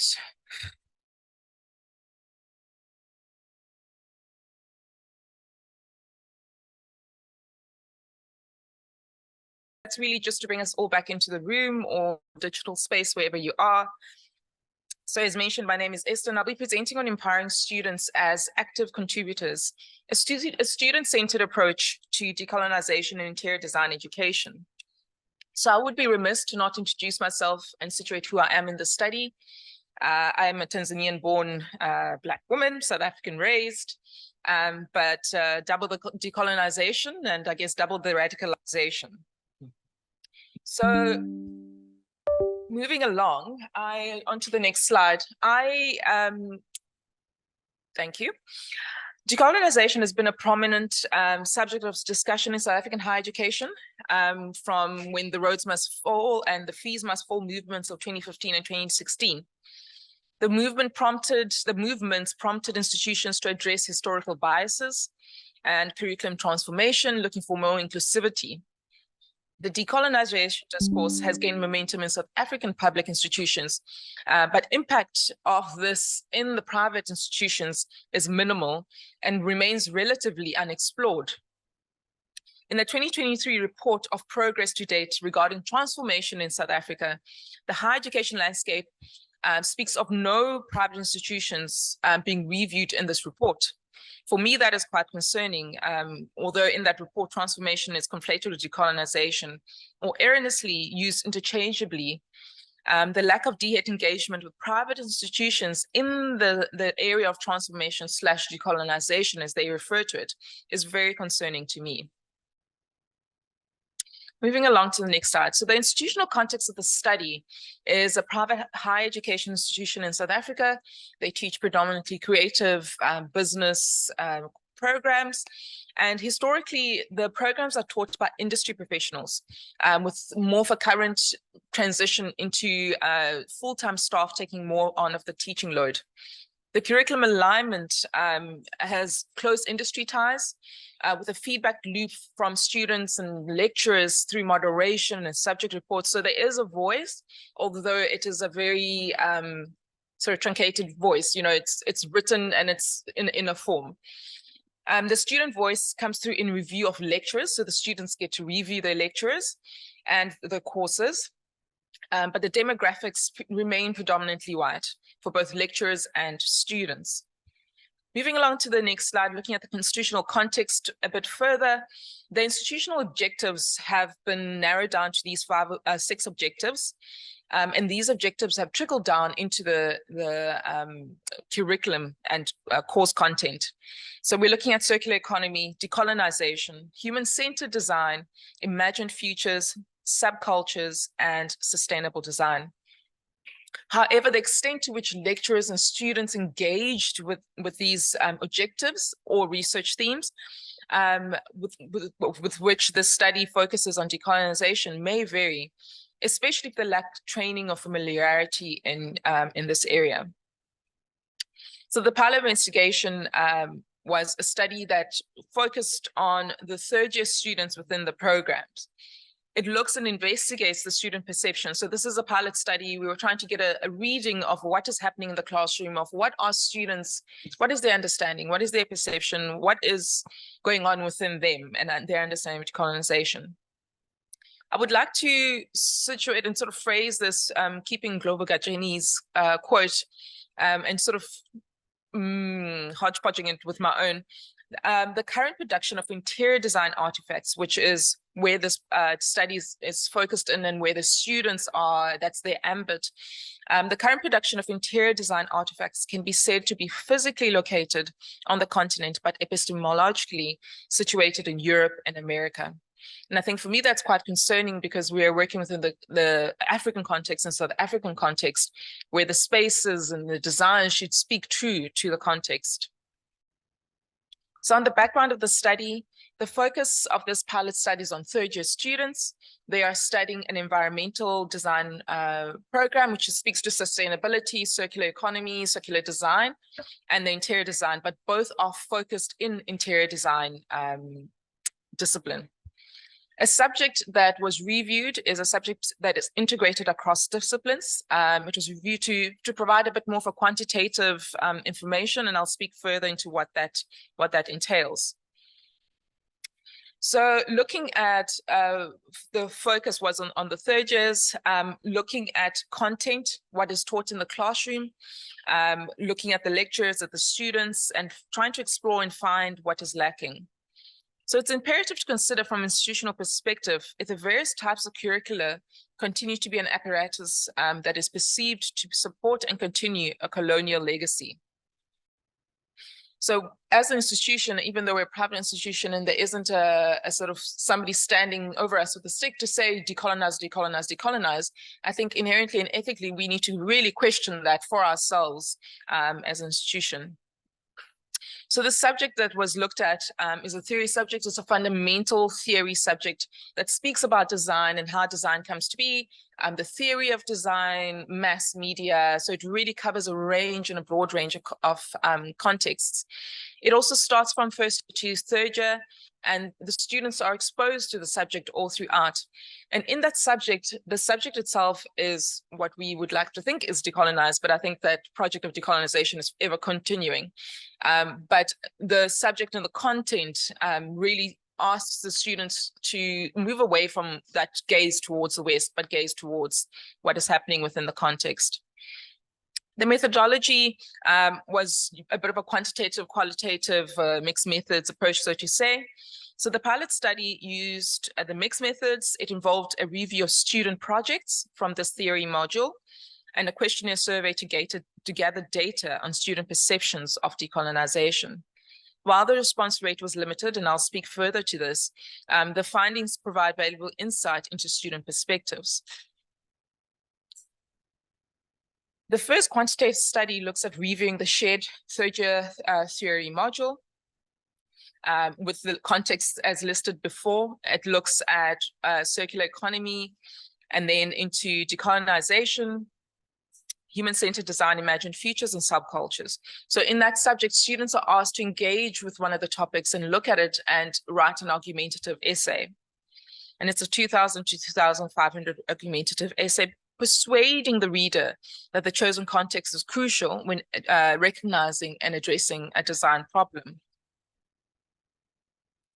Secondly, the questionnaire was sent to interior design, environmental design students, and ideally this would have led to a focus group resulting in purposive sampling. But on the next slide, sorry, this same slide, you can just keep it there. Unfortunately, the response rate was a factor that resulted in the focus group not taking place due to the limited number. So if we look at the group, and this is across all the 5 campuses, there's 132 enrolled students. The survey went out and only 25%, which is 25 students, which is 19% of the enrolled students at that 3rd year level responded. The 25 students who completed the questionnaire, a total of 5 students indicated that their willingness to participate in the focus group. However, during the process, 2 students said they would not go further ahead with the focus group, and 1 student withdrew their participation. As a result, only 1 student actively participated in the subsequent semi-structured interview. So that content I couldn't include because it didn't really provide any thematics or anything like that, and it would need to be bolstered by more research or conversations with the students. So in the findings from the quantitative, which was the looking at the courseware and then looking at the questionnaire sent through, the context chosen by the students from this module, from this brief that they were given, out of the 124 student essay submissions, of circular economy, 11% counted for the submissions. Decolonization only counted for 7.3, which is 9 students. And human-centered design, 39 students chose this context to work within. Imagine Futures saw 11 students selecting it, subcultures 8 students, and sustainable design 43 students. So we're seeing quite a bit of a skew towards human-centered design and sustainable design. And this is most likely because the interior design students are very familiar with sustainability and human-centered design, and a lot of theory already exists on sustainability and human-centered design. A question that was also asked in the questionnaire was, is decolonization relevant to your program? And I think this goes back to Kofi's conversation earlier, where he spoke about, the relevance. If something's not relevant to me, it's on the peripheral, I don't need to engage with it. So 50% said no, decolonization is not relevant to the interior design program, and 43 said yes. When asked, do you plan to engage with decolonization in your capstone project? So this is the end of year project. 86% said no, and 14% said yes, which is a fair answer. You don't have to engage in decolonization. When looking at the responses that students shared and the themes in their responses to the open-ended questions, students showed that they had a limited knowledge or understanding of decolonization. So for instance, some students responded, I don't understand it well enough, I'm not confident. And I think this is a quote that I would like to outline. It says, as someone who's white, it's a difficult topic to approach, as it can come off as a colonial trying to dictate what decolonization should look like. So that there's that unsurety of how they, from their context or their ambit, can engage with it. Some find it to be a political issue, so they want to engage. There's a lack of interest and relevance.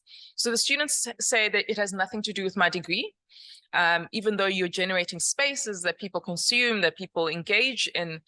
To them, they found that decolonization has absolutely nothing to do with their visual sort of outputs and understanding. And some students thought that they would rather focus on circular design or designing of building and spaces that are sustainable. So while doing quite a bit of research, I came across an article sorry, you may move on to the next slide. I came across an article by Prof. Lagrange, and in Decolonizing the University Colloquium, where they talk about a complicated conversation. And a complicated conversation about decolonizing the university curriculum cannot take place without the input of students. We're currently at the institution, the decolonization or the content curriculum and all of that is done centrally and then shared with the 5 campuses. So it's a bit more of a top-down, or could be experienced as a top-down approach.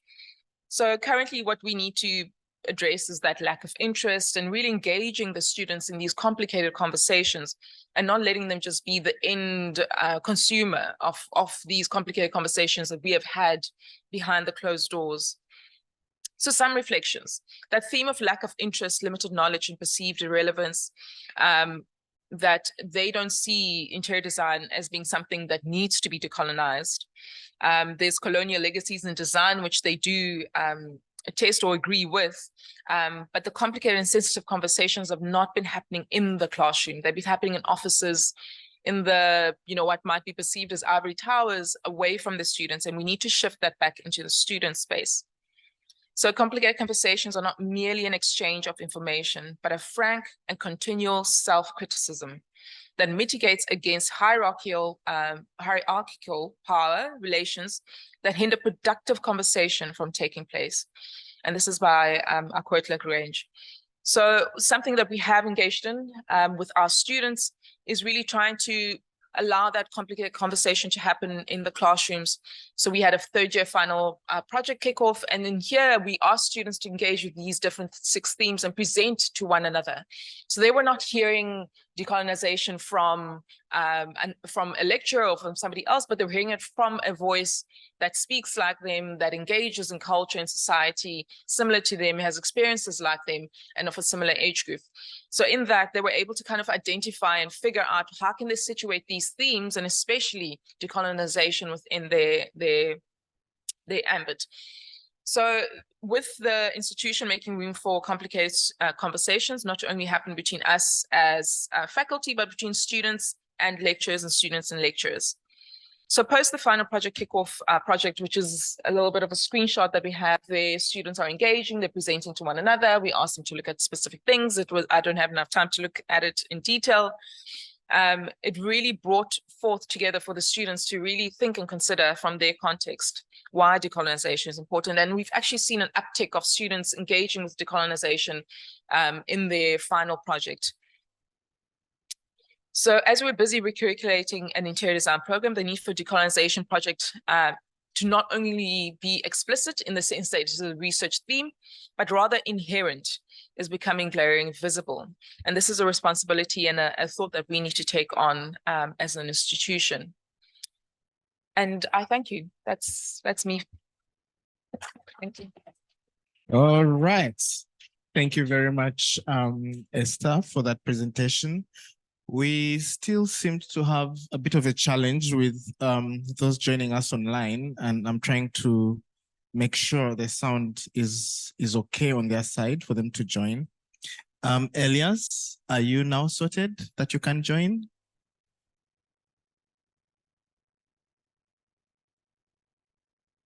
Okay, sounds like not quite. We do have 2 presentations online, and we actually had 2 also in this place.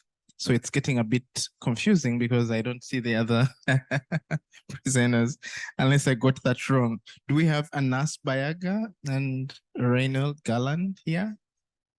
Oh, you're welcome. The seats are reserved for you. Hello, Joe. Let's give them a hand clap as they join us up here.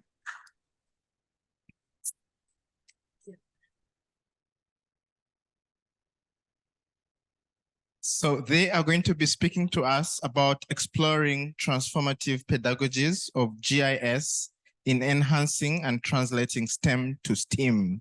Wow, STEM to STEAM. Integrating the humanities, arts in A into STEM. So Anas, okay. So you'll take your turns for your 15 minutes, please. Yeah, just add a few more just to get going here. Okay.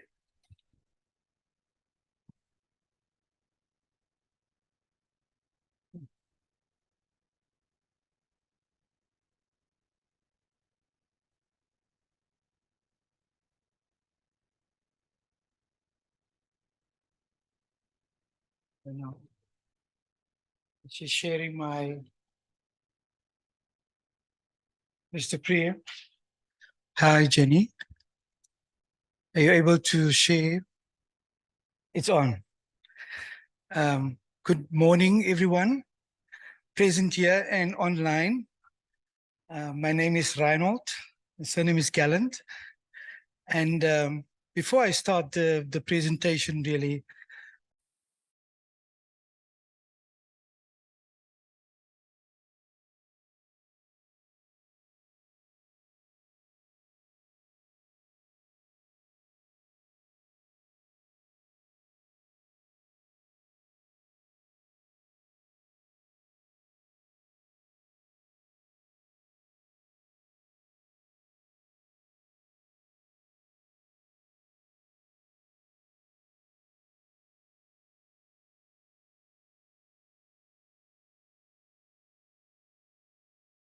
vision of the university, or this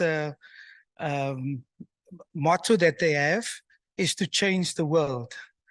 And throughout time, I've asked myself the question, for who and for what purpose are we trying to change the world?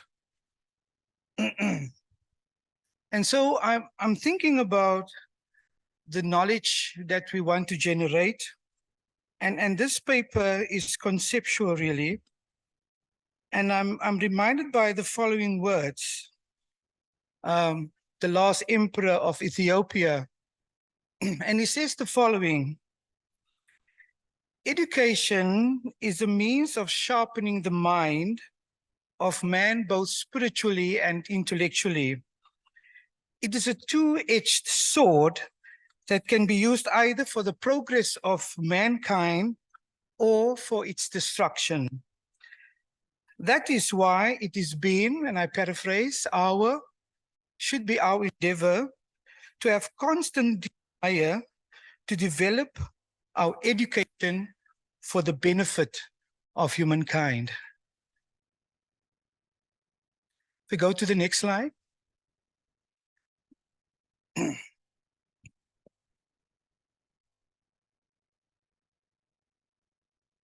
So this paper, as you well can see in the title, is to explore transformative pedagogies of GIS, that's Geographical Information System, in enhancing and translating STEM to STEAM. And it's to integrate the humanities or the arts into STEM that needs then to become STEAM. And it's a subtitle that we ask the question, how can transformative pedagogies within geography enrich and translate STEM into STEAM? Next slide, please. And for this presentation, I will be looking at what was the purpose of this paper, talk a little bit about the discipline of STEM and how it is developed over time to STEAM. I talk about the integrative or interdisciplinary model and what are the key points of this paper and some of the counter arguments and also the prospect of future research. The next slide. So really the purpose and the primary objective is to demonstrate the integration of geography, specifically GIS, as a humanities subject into the STEAM subdiscipline. GIS in our South African curriculum is very limited to the time is actually spent. So the model is explained and is a subsection under each topic kind of thing. And mine has been stepping into our education about how can you use GIS as an approach to learning and teaching the whole curriculum. And then my honored colleague comes along and he comes with STEM research, which is, it's the science, it's the technology, the engineering, and the mathematics. And all of a sudden, we're thinking about this paper and think, how can we position this paper? Where does it reside into, or what is the kind of elements that we have to consider? And we look at sustainable development goals, especially for quality education. And at its target is also for the South African National Development Goal 1, is to provide evidence of how transformative pedagogies in geography, especially with the GIS, can enhance and translate STEM to STEAM. This interdisciplinary approach between the arts and STEM is also examined. I was thinking about someone like Leonardo da Vinci and his approach to science, art, and technology from, I don't know what century now again. And it just, kind of raises our imagination of the kind of cognitive abilities that we want our learners to have today for innovation, etc. And along with this exploration of different approaches and perspectives that teachers and learners can engage with. Next slide, please. No, the previous one. From STEM to STEAM. There we go. So a little bit about STEM, and go down to some elements of that as well. So STEM education sought or seeks to prepare students for STEM careers by infusing technology and engineering concepts into mathematics and science. And the development of STEAM, maybe we can go back to STEM and where it all originated, really United States, and with a call for getting more of preparing learners and young people for the many careers that they will need for their development, for innovation, for engineering, etc. But over time, this is also developed and it has evolved and given rise to an inclusive approach of STEAM, where the integration of the humanities and the arts are central to the educational experience. This is an holistic educational experience that we want our learners to have and students to have, an instructional model that incorporates multiple disciplines and aligns with an interdisciplinary and transdisciplinary approach.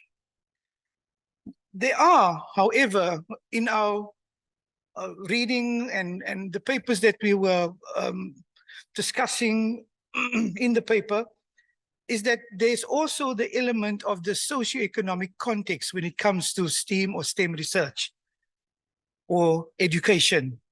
And that is often the impoverished conditions of many of our own communities here in Africa, which has an effect on their cognitive abilities.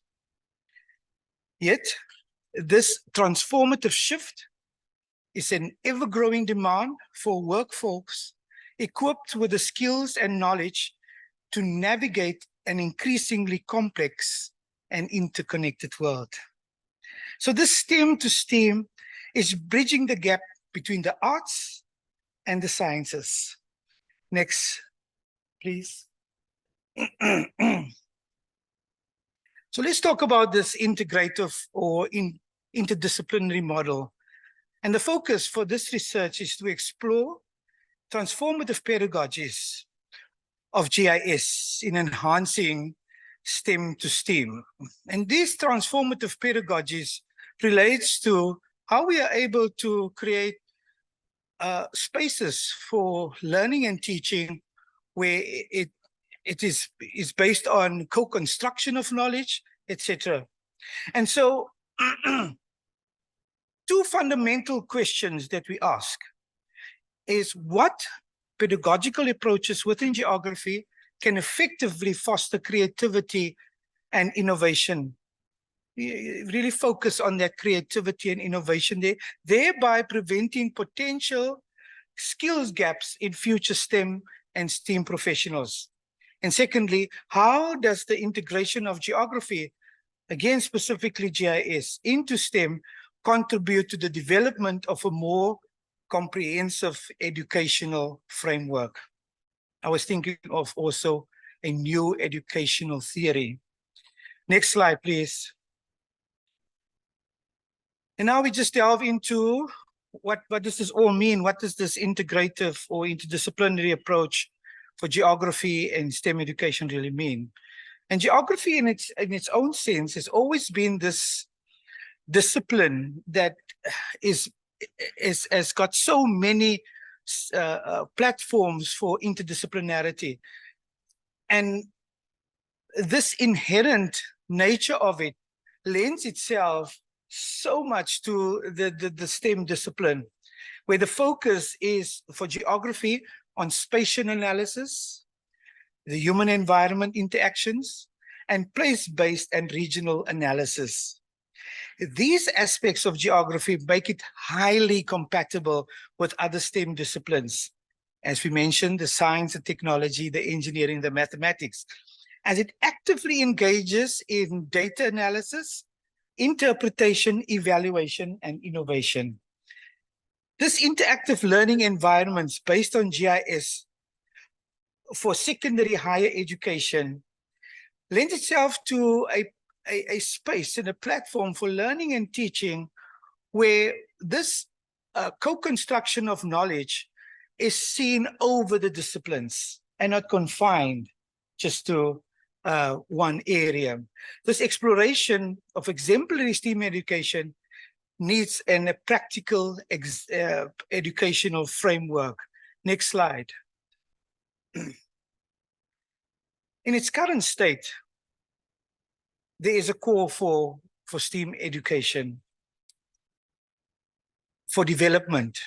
And how do we really start to understand for learning and teaching, for the pedagogical approaches that we need for it? But the purpose of it is really to equip our youth with unique skills to thrive in these modern societies.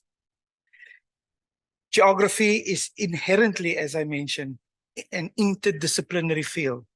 I find it so amazing that one could speak in geography of, let's say, location, and just the many things that can unravel from the languages, the political structure, all these kind of things, the topography, the climate, and it just goes, the economic activities, and it just goes on and on.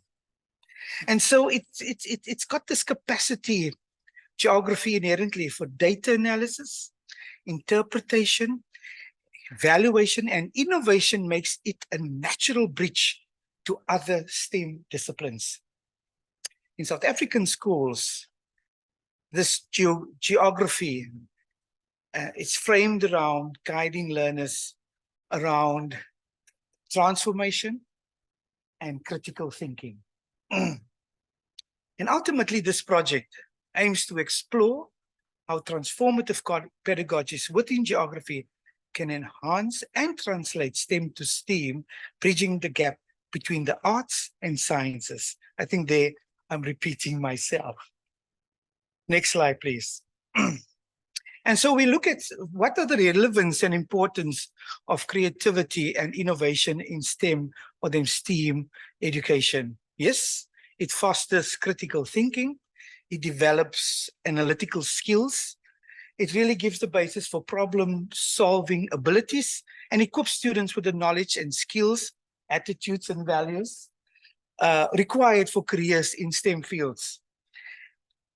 Lastly, it enhances spatial reasoning and visualization as a framework for storing and analyzing numeric data.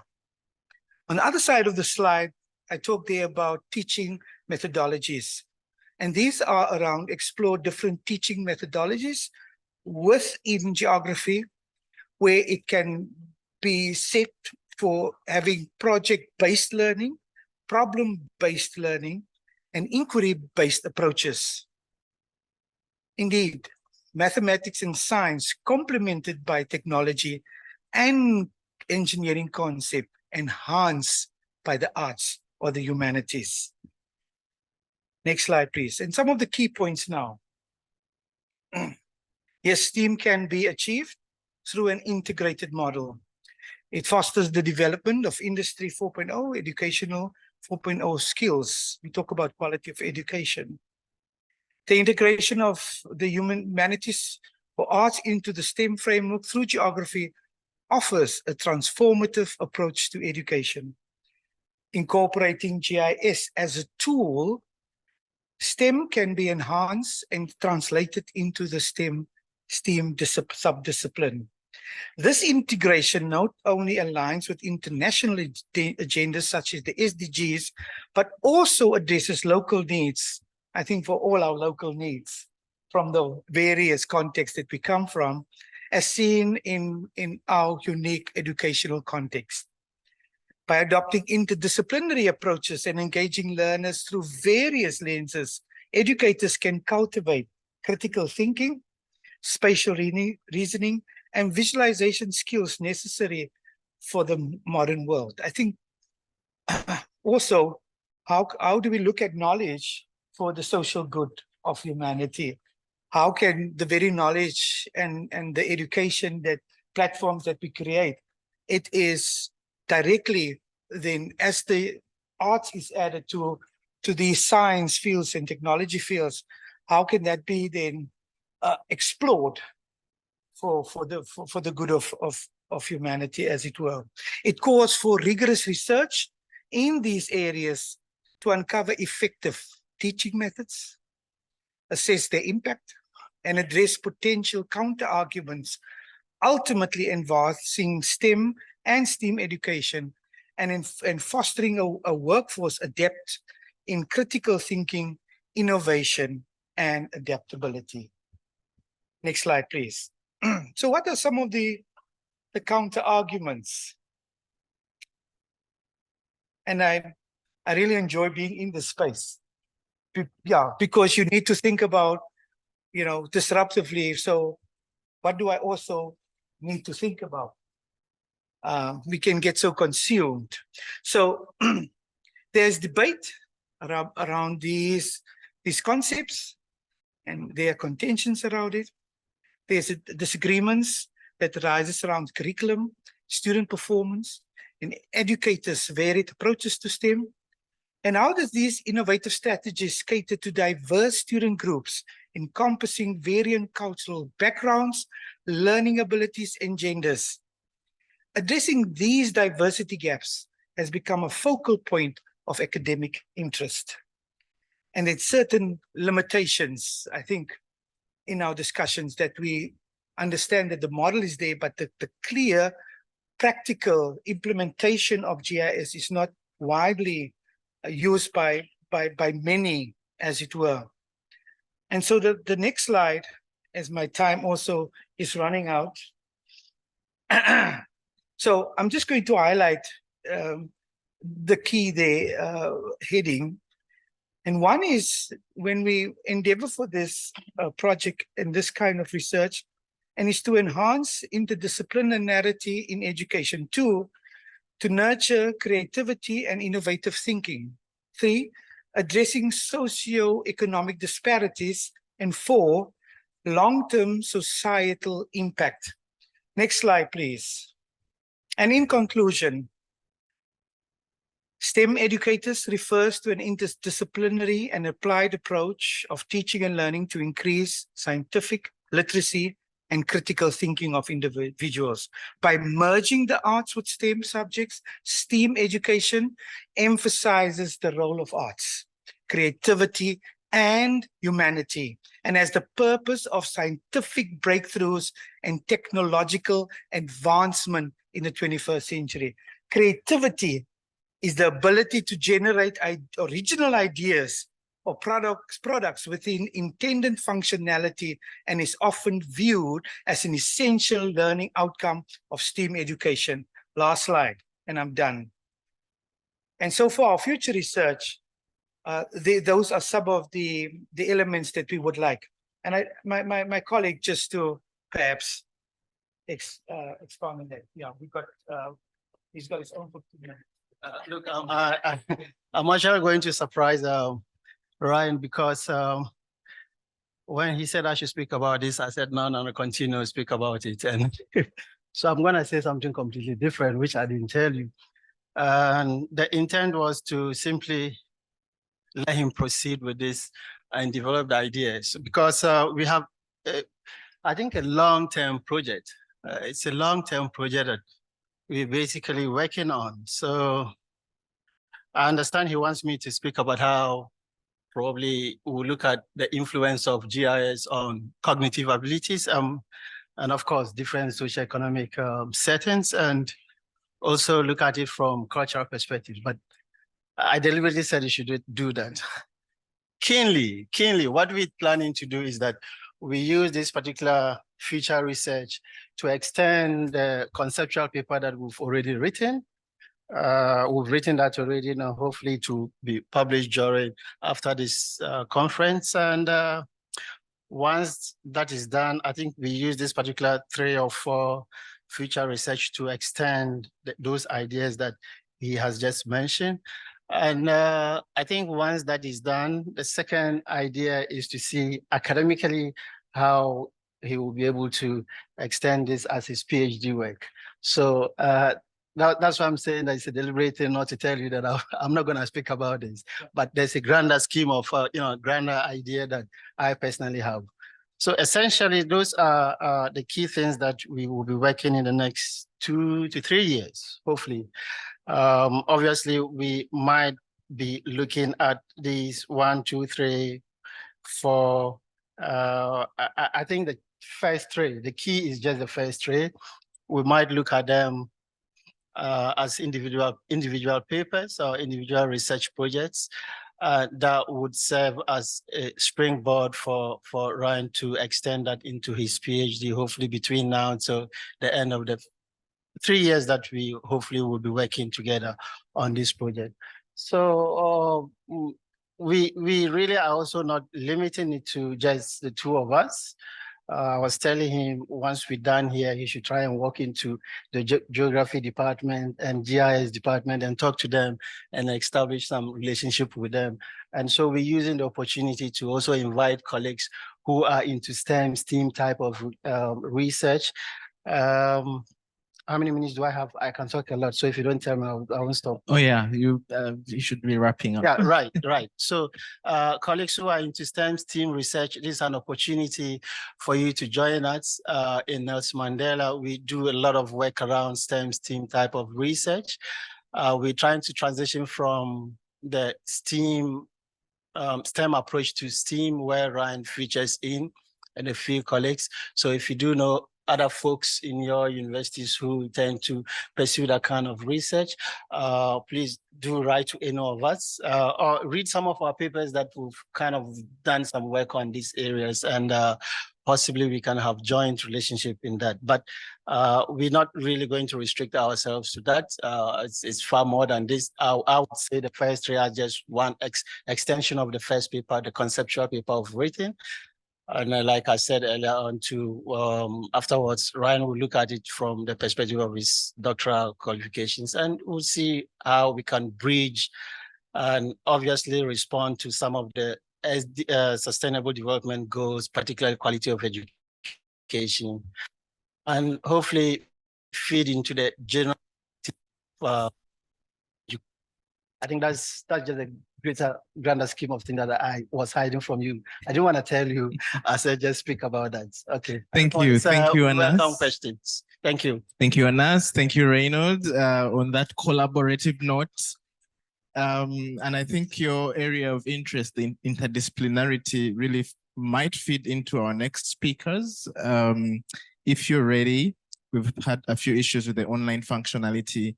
So Leon, if you're ready, we would love to hear your contribution on the universalization of disciplinary canons. Yeah, if there are questions. Hello, good morning, good afternoon. Can you hear me? Yes, we can. Thank you. Okay, excellent. Okay, so I'm in a kind of unstable place right now, so I apologize for that. I'm going to try and explain where I am and why I'm in this situation, because it's kind of relevant to some of the discussions that we're having. So I also wanted to apologize that I'm not there in person, because I was really eager to come, because I wanted to find out more about the types of discussions that you're having in Ghana, to know, what the priorities are there, what the ideas are, and so on. But I'm glad that at least I could join online. So I just want to show you something if I turn around, because I'm outside at the moment. So I'm going to just show you something. I'm not really sure if you can see the building clearly behind me, but this is actually sorry, there's people trying to get through. This building behind me is actually you have to go around. This door is locked. You have to go around. Yeah, sorry about this. So yeah, this building behind me is actually the British Museum in London, which is where I currently am. And the building that is behind me that these people just tried to get in is University College London. And it's interesting for me, I'm not from London, I don't live here, but it's interesting for me to be in this space, because there's obviously a lot of remnants of colonialism still existing within this space. So of course, as I'm sure you're all aware, the British Museum is full of colonial stolen artifacts from various places around the world. And there are many campaigns to, return those items to where they were taken from. And as you also know, the university, which, as I said, it's in the same space, not only UCL, SOAS, Birkbeck, Royal Holloway, there's a few universities in this space.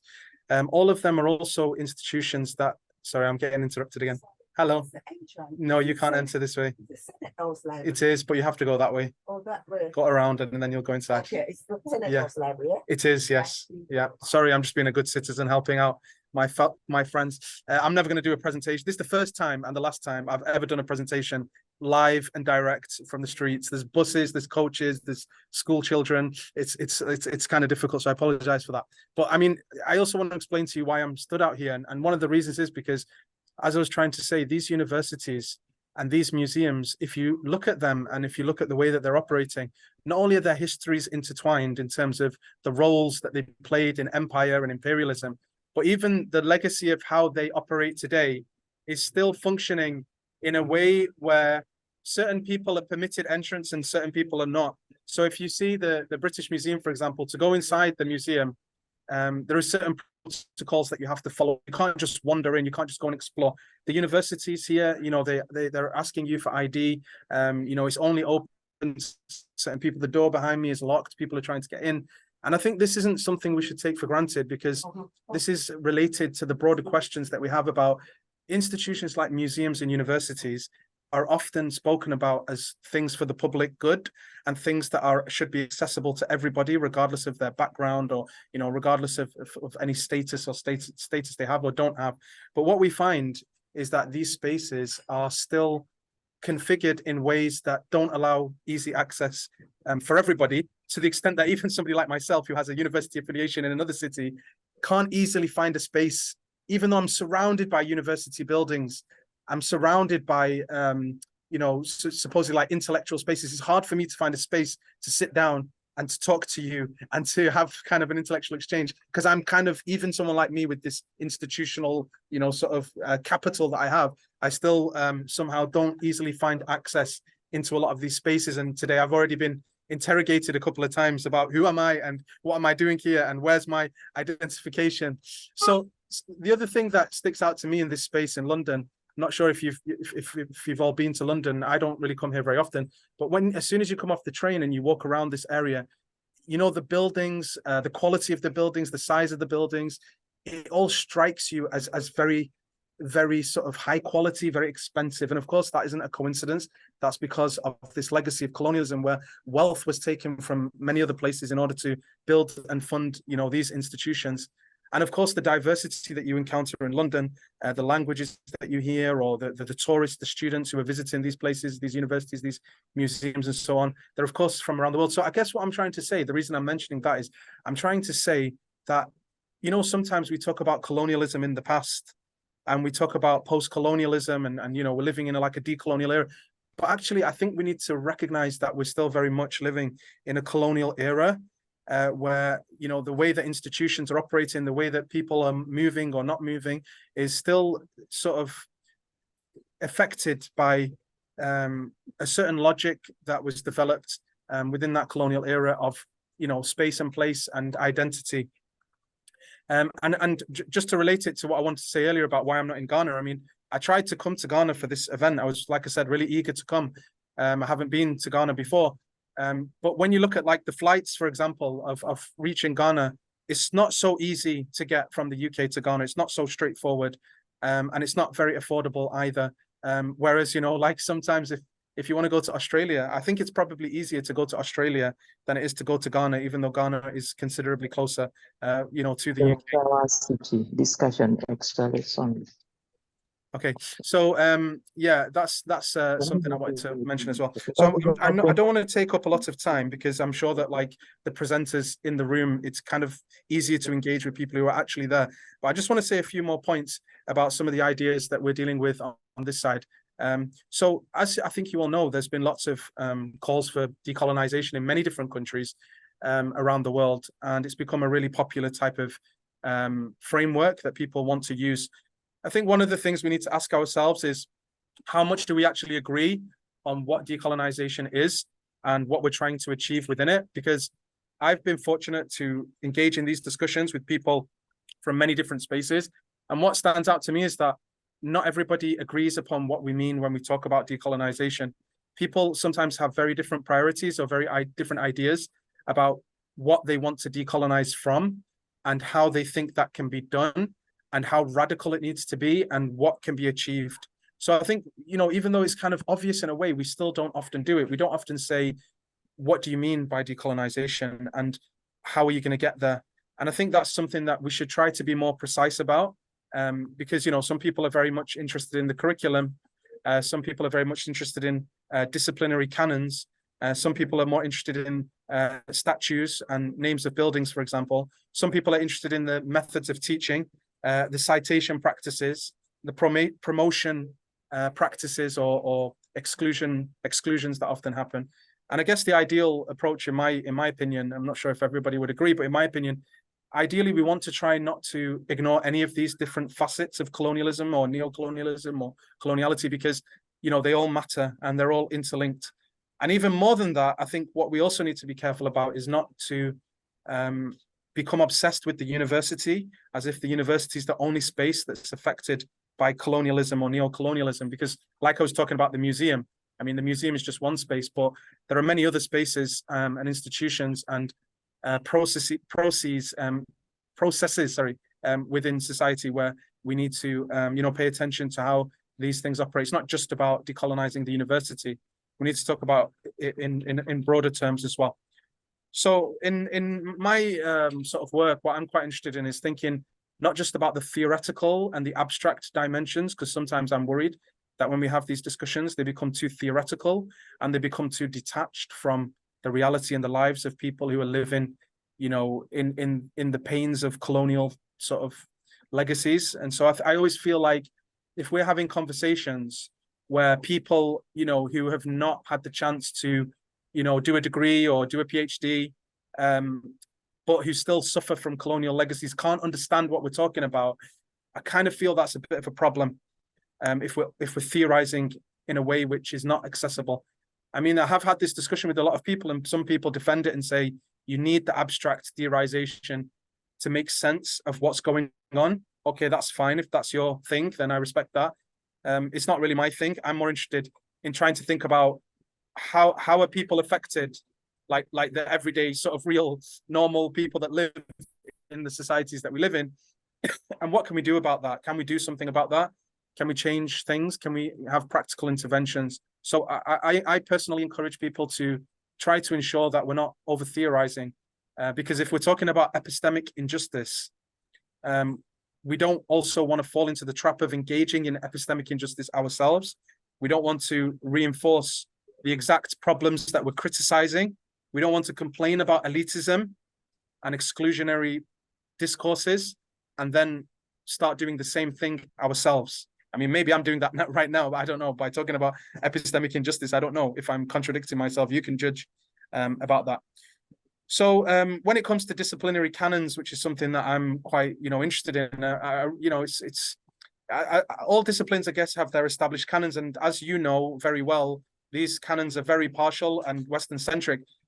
And so when trying to like rethink the canons and the curricula often, you know, that accompany those canons or derive from those canons, you know, I want to also think about the complexities of doing that, because what I found in my own efforts when I was trying to so-called decolonize the curriculum is I found that in some ways, yes, I was able to kind of introduce students to perspectives and ideas and thinkers that had been marginalized or silenced.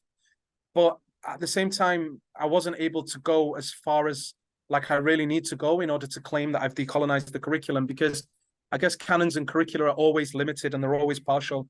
So somehow, if you keep being reflexive about the process of decolonizing, I came to the realization that it's like not really an ending.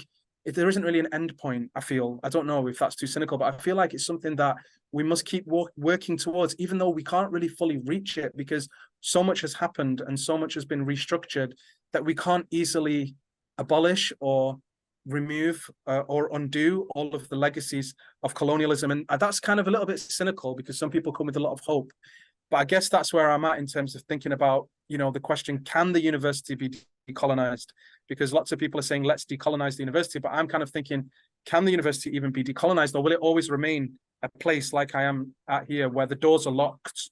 You know, can you have a decolonized university when the doors of the university are locked, where people cannot get access, where members of the community cannot use the resources, cannot even use the toilets, never mind the books in the library? So how can we actually, you know, aim for this if we're not even, able to unlock the doors. This is just on a fundamental level. And a lot of people within the universities who call to decolonize would not even want to unlock the doors. And that's why I'm saying we need to think about, whether we're consistent in what we're trying to do. So I don't want to take much more time. I'm sorry if this environment that I'm in is not ideal for this presentation. It wasn't how I imagined this presentation to go. I was hoping to be in a more stable place, but it's just because of the time of the day.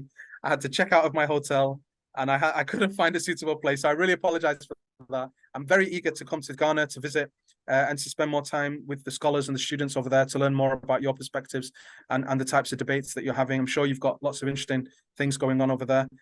And if anybody is ever able to make it to the UK, Manchester, Liverpool, these are the places that I'm based in, I would love to host you. I would love to welcome you here. Please reach out to me at any time, because I believe that if we build relationships from different contexts, that's how we're going to expand our understanding together.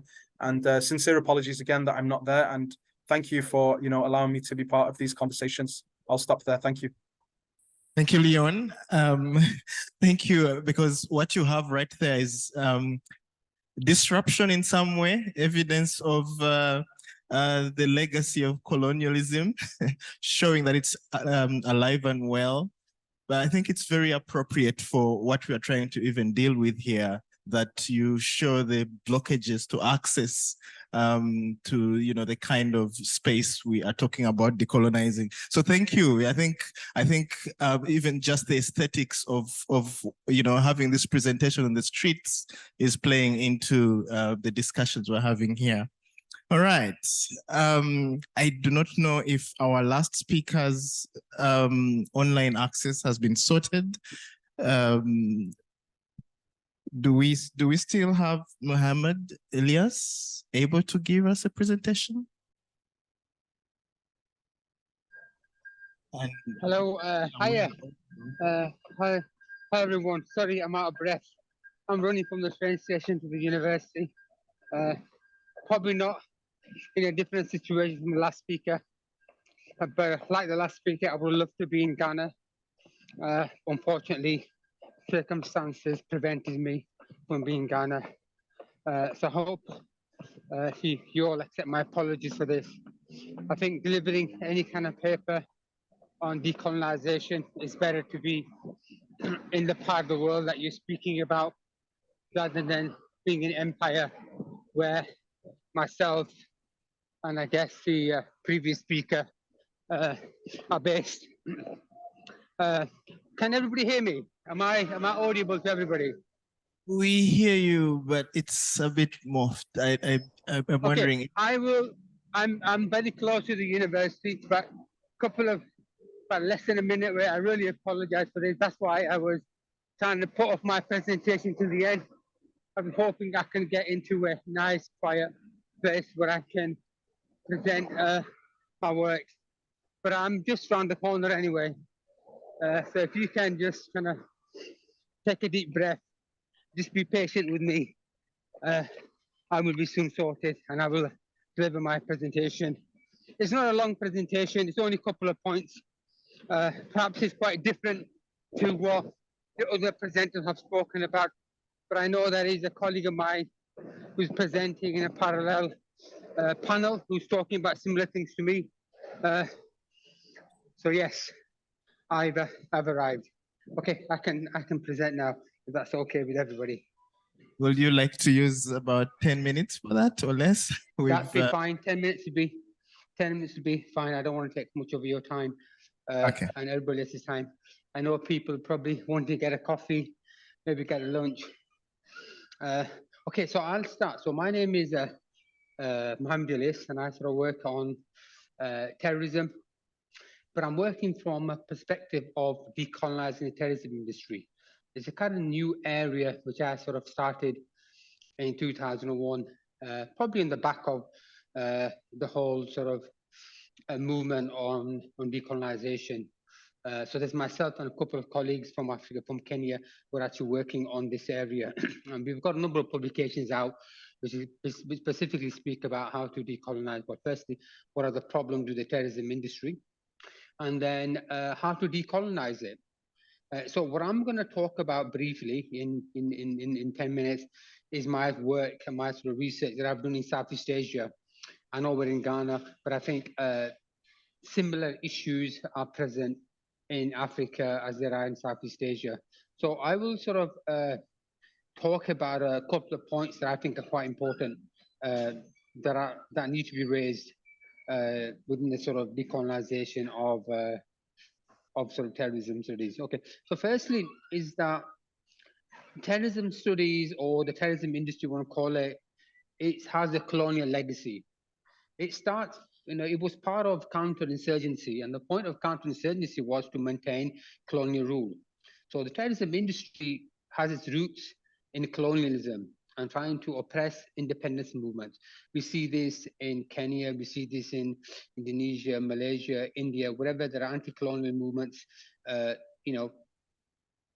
counterinsurgency was often used as a theoretical framework to suppress any organization or group or people who wanted independence. So that's sort of first thing we need to think about, saying that it has a colonial history. And the second thing we need to think about, well, actually, as we theoretically or in terms of literature, terrorism industry seems to start in the 1970s, specifically after the Olympic hijacking in Munich. It is after then that we see this emergence of what we are seeing to see a terrorism industry.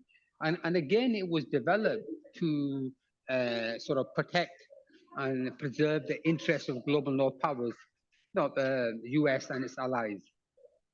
So we kind of see, again, a reproduction of maintenance of power and control by global North powers. But the terrorism studies in itself, it's a very new field. It sort of emerges in the last 15, 20 years. It has two sort of strands to it. One strand is the state-centric strand, which is a top-down, state-orientated, and the other strand is a more critical approach to terrorism. Both products of global North institutions. In many ways, one is more critical than the other, but generally they're a product of the global North institutions. And if we look at, in terms of the publications, who's publishing most on terrorism, we find that most of the publishers or the authors, or the more cited authors, the more well-respected authors are from the global North. I did review on the journal article publications in last year, actually, and I actually found that majority of the scholars who are publishing on terrorism are from global North universities, and most are white men, followed by white women. We find very few women of color publishing and researching on terrorism, whether it's in the global North or global South. This sort of suggests that the terrorism industry, in terms intellectually at least, it's sort of global North centric. And if we look at institutions where these people are, these academics are based in, they're all based in global North countries, which kind of tends to reinforce this idea that terrorism studies is the global North orientated subject. And if this is true, then global North academics tend to control the academic intellectual direction of terrorism studies, which means they have a lot of power and clout over what is considered legitimate knowledge and what is not considered legitimate knowledge. So that's sort of first sort of couple of points that are quite important to make. And I'm sure if we look at other disciplines that I know other scholars have, we find a similar kind of picture that is dominated by global North institutions, global North academics. Although there is a move within critical intelligence studies to sort of have more of a critical reflection on, or rather more of a decolonial, post-colonial reflection on terrorism studies. But I find that it's interesting at one level, but I feel that that kind of recenters global North terrorism studies in a sense, because the academics and the scholars and the institutions are based in the global North. So the global North retains its epicenter of knowledge production and dissemination. That is not lost. So hence the global North still maintains that kind of power.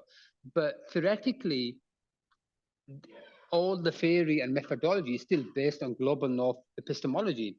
There isn't anything outside that, which again reinforces colonialities. So even at that level, we find, little movement going towards the decolonization of terrorism studies.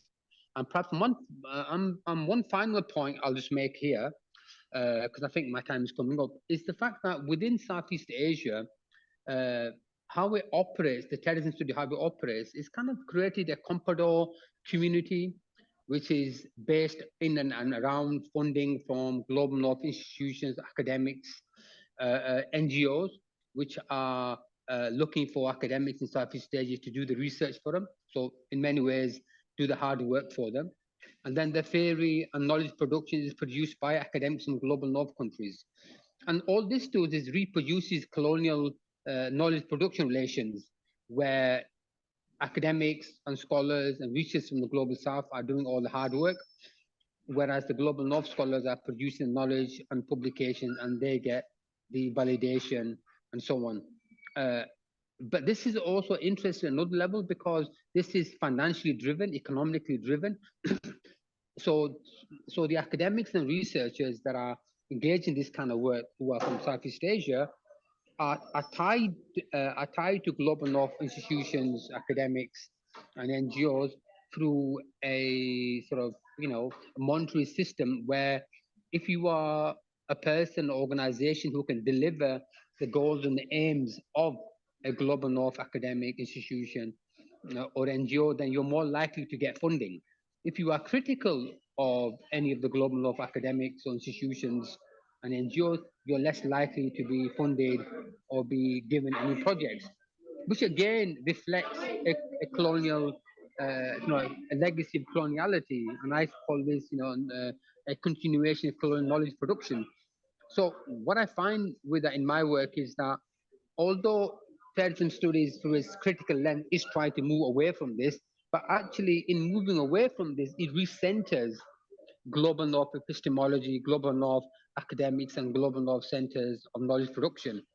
So I'm not sure what direction that terrorism studies could go in, apart from my suggestion has been in my publications that global South academics, institutions, and countries need to develop their own terrorism studies and use their own local epistemology and methodology to develop this, rather than continuously borrowing from the global North, which all this does is reinforces colonialities and keeps the power, keeps the center of power of knowledge production and institutions in the global North.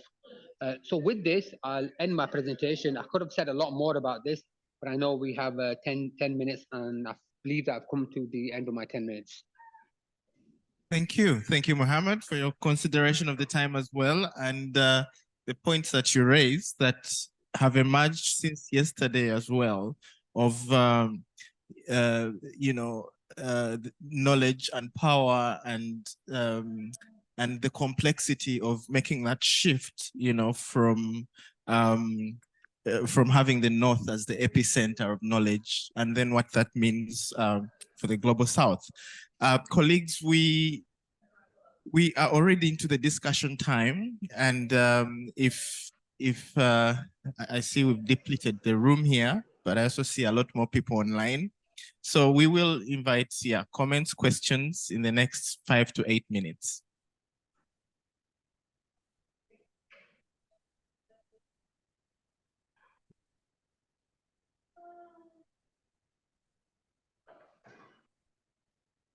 I thank you very much, all the presenters. We didn't clap for the last presenters.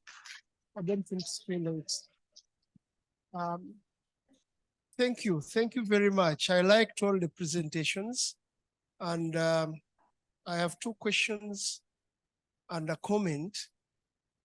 The group talking about GIS, thank you very much.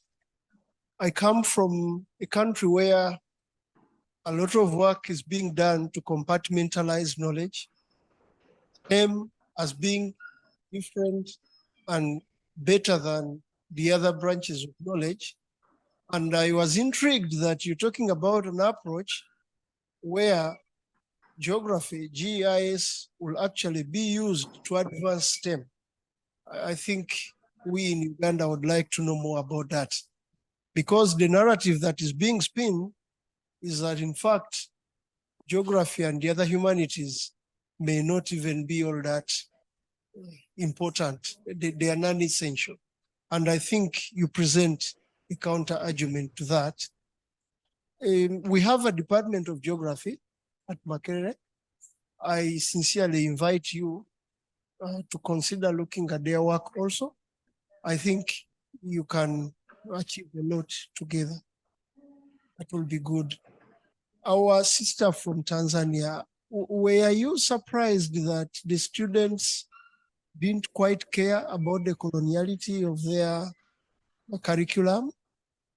And in view of your study, what suggestions do you prefer for emancipation, considering that people don't learn only through the open curriculum, but also the hidden curriculum and all this soft media that surrounds Hollywood and things like that. For example, you're talking about the built environment, but on TV, these people grow up watching a certain kind of architecture, and it is being fed unto them as the excellence, the gold standard on which to model their aspirations. So if that's the case, which suggestions do you offer that you want to adopt going forward? Thank you very much. Thank you, Jude. We'll take the two more.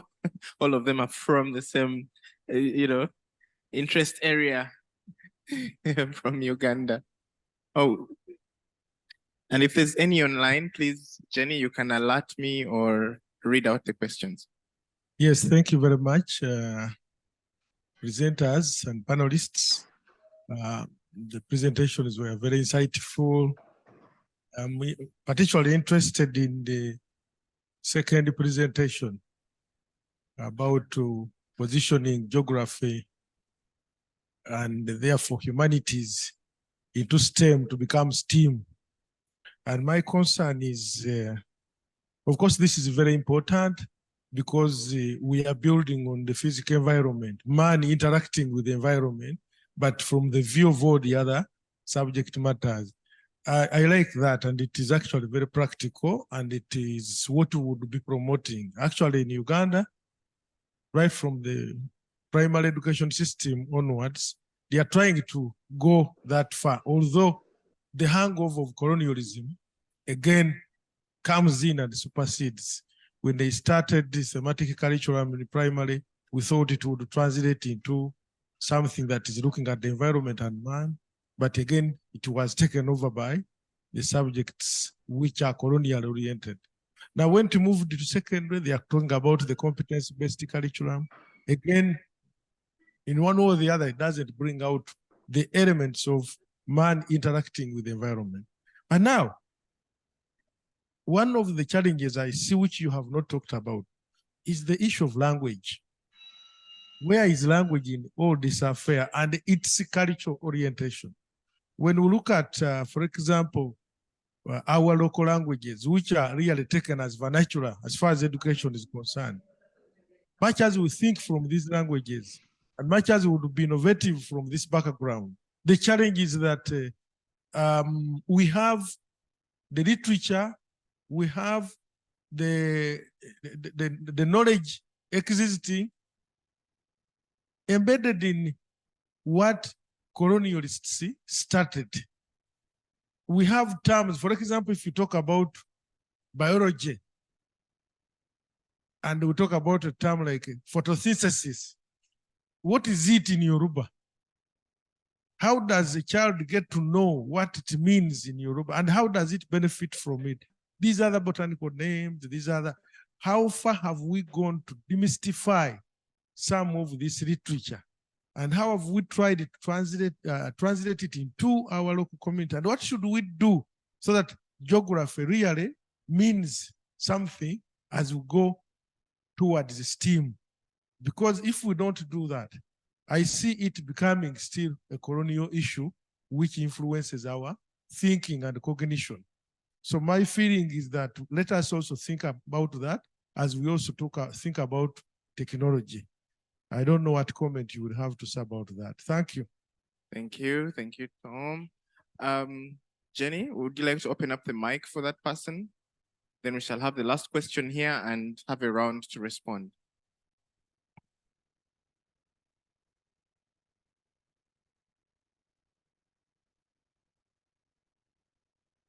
Okay.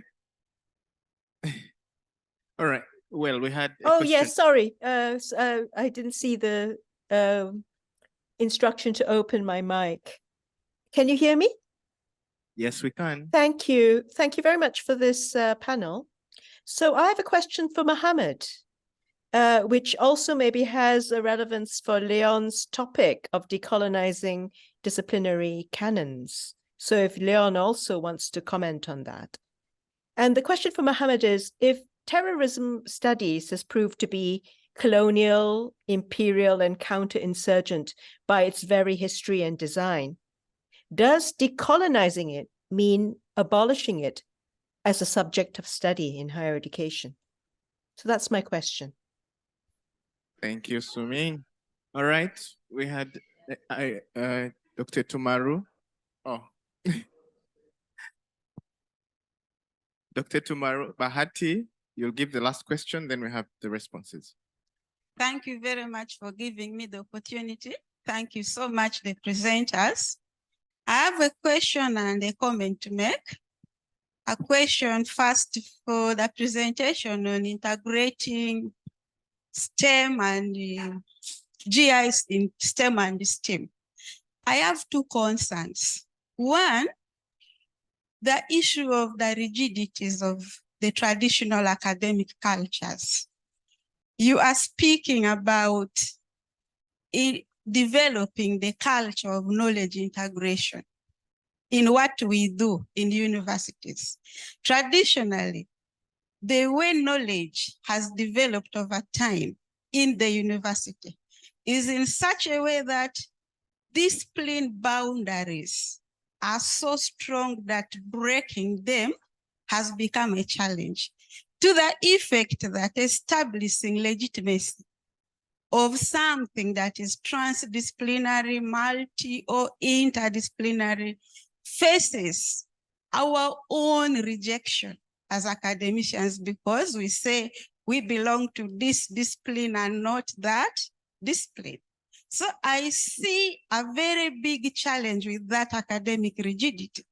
How do you go around building legitimacy around that, breaking the disciplinary boundaries? Number two, I also look at it from the angle of the political will. Like my colleague already said, there are political pronouncements that water down arts, humanities, and social sciences. It even penetrates into the funding systems. Upper hand is given to STEM. When you are operating in the other, actually breaking those boundaries becomes difficult. How do you see us maneuvering these two rigidities, the academic and then the political environment? Then my second comment is about— Irene, I think we're really running short. If you don't mind, would you give the mic to Bahati to give the last one as we prepare to respond here? Thank you so much for your understanding. Hi, I'll just make mine quick. Thank you so much to the presenters. And my question goes to Esther. Decolonization is a practice. What did you see that was shifting before and after these students joined this exercise, your study? And maybe my other question is to Mohammed.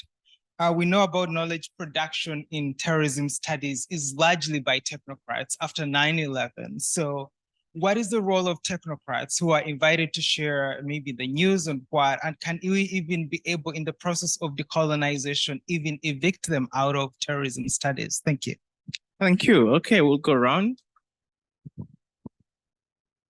Thanks, Bahati. I'll maybe start with your question regarding, and I didn't hear too clearly, but the before and after was a shift in the students. Is that what you? So there was a slight shift in the students in the sense that the workshops piqued their interest and they were more open to actually engaging in the complicated conversation about decolonization. And then I think I'll keep it very brief to the question about how are we sort of engaging students and lecturers, and was I surprised about students finding decolonization relevant? yes and no. I think when you're involved in decolonization space, you think everybody else might be passionate about it, but they're not. And I understood that students had that inclination to maybe seek and understand for more or better, or to them it might be a better research theme. But how we are engaging the students is through exercises and briefs that are written into the curriculum that the lecturers would follow. And we're also engaging lecturers in what we call a lunch and learn. In those lunch and learns, we're engaging lecturers about biases, about decolonization, about pedagogy, about all sorts of things, so that the lecturers themselves are, even though they're industry-based, they're informed about the teachings, the setting in which they're teaching in. So that conversations about decolonization, when they come up in class, they're not sitting and unsure of themselves, but they're able to speak from a more informed position as lecturers, not as a sage on the stage, but as a guide on the side for the students. Reynolds or Anas?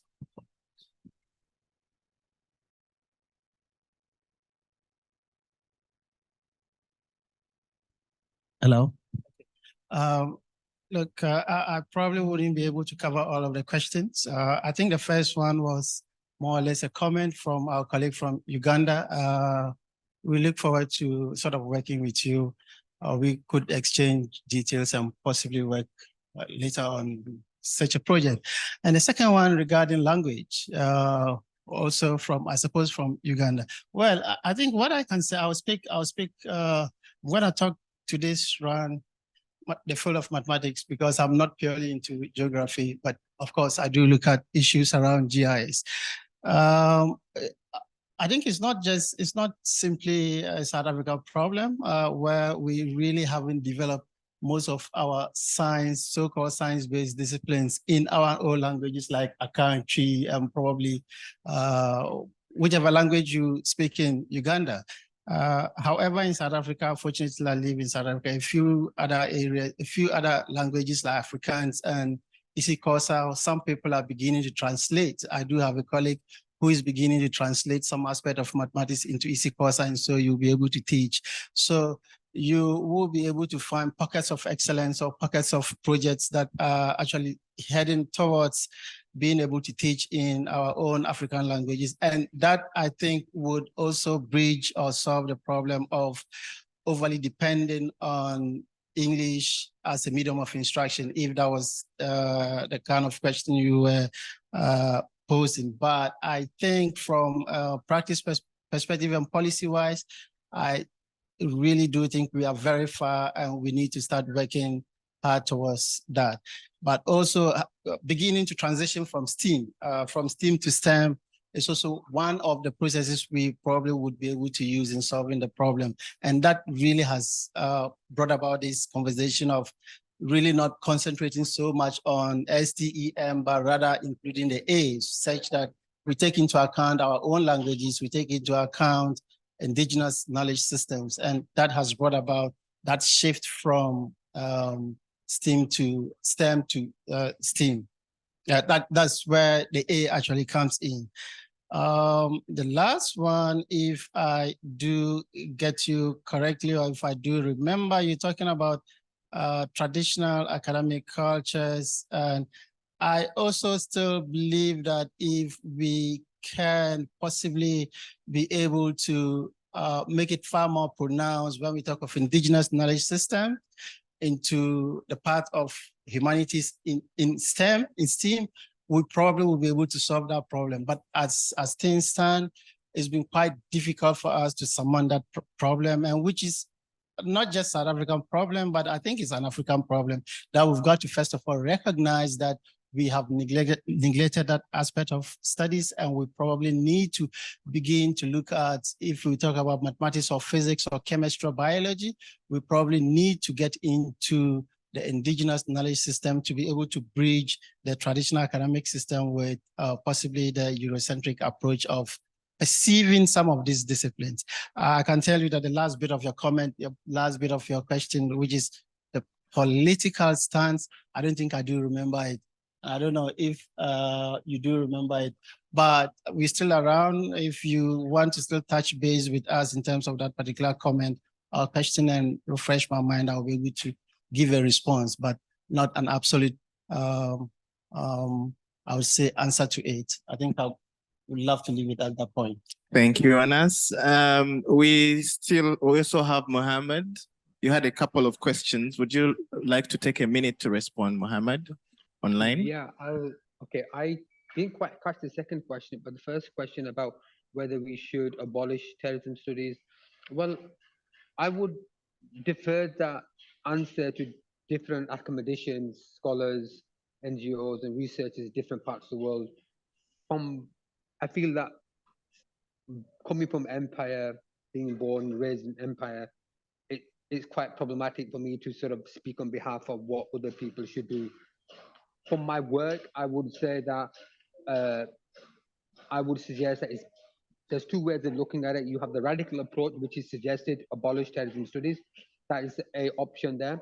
And the other one is to ask scholars from different parts of the world to reflect and go back to their local knowledges, local wisdom, local methodology, and develop different ways to understand local problems, local politics, and trying to find solutions to those problems, which are not dependent upon, global north knowledge production or theories or concepts. And in doing so, you can also start thinking about, well, what do these kind of solutions mean politically, economically, and geopolitically? So I would say that both are an option, and those options should be left to people in the global south to decide how they want to take it. From empire, I call terrorism studies global north terrorism studies. I feel that it cannot be decolonized. If global north scholars want to decolonize terrorism studies, it cannot be decolonized, because I don't believe you can decolonize from empire. All you end up doing is reproducing, recentering knowledge production, methodologies, and technologies. And we see this already if we look at AI technology and how it's being used in CVE work and how dangerous that can be. All this is being pushed by global north terrorism studies and the industry on the global south as another way to manage and control global south populations. So I would sort of leave it to global south academics, NGOs, and so on to decide how they want to address the issue of terrorism studies and its Eurocentric or Western-centric or global-centric ways. I would say from my perspective, as somebody from the global north, in the global north, we cannot decolonize terrorism studies. So if people from the global north want to decolonize terrorism studies, I think it's a losing battle. The only people that can do something with terrorism studies are people from the global south. I'm not sure whether I've answered the question, but I said there are two options, and the options are to the people of the global south. And I know that's a problematic term to use, but I think everybody will understand when I speak about the global south and the global north. And the second question, I didn't quite catch it, but something about technocrats and how do we remove technocrats from the terrorism industry. Technocrats are part of the state-centric terrorism industry, and as we know, the state-centric terrorism industry has all the money, so they will a lot of power, a lot of clout when it comes to policy making, strategies, and influence when it comes to policies. So they're very, very hard to remove. I guess the best way to remove them is to criticize them, I guess, and critically make them aware that their policies are not only theoretically problematic, but they're having a problem, a real practical problem when it comes down to the impact it has on populations. And we just look at the global war on terror and what impact that's had globally, not only on people in the global south, but also in the global north, and how that's actually created a lot of animosity between different ethnic, religious, and national groups. So I think for technocrats, they're a problem, but I think they're very hard to remove purely because they hold the resources and the power. All right. Thank you, Mohammed. And thanks to the whole panel. Reynold wants to say a minute. Okay. Maybe just Irene, and to your question, I think as we endeavor for critical studies in universities, we can be faced with the hegemony of structures in our universities. Just thinking of recurriculation, how people are, standing their ground in terms of disciplines.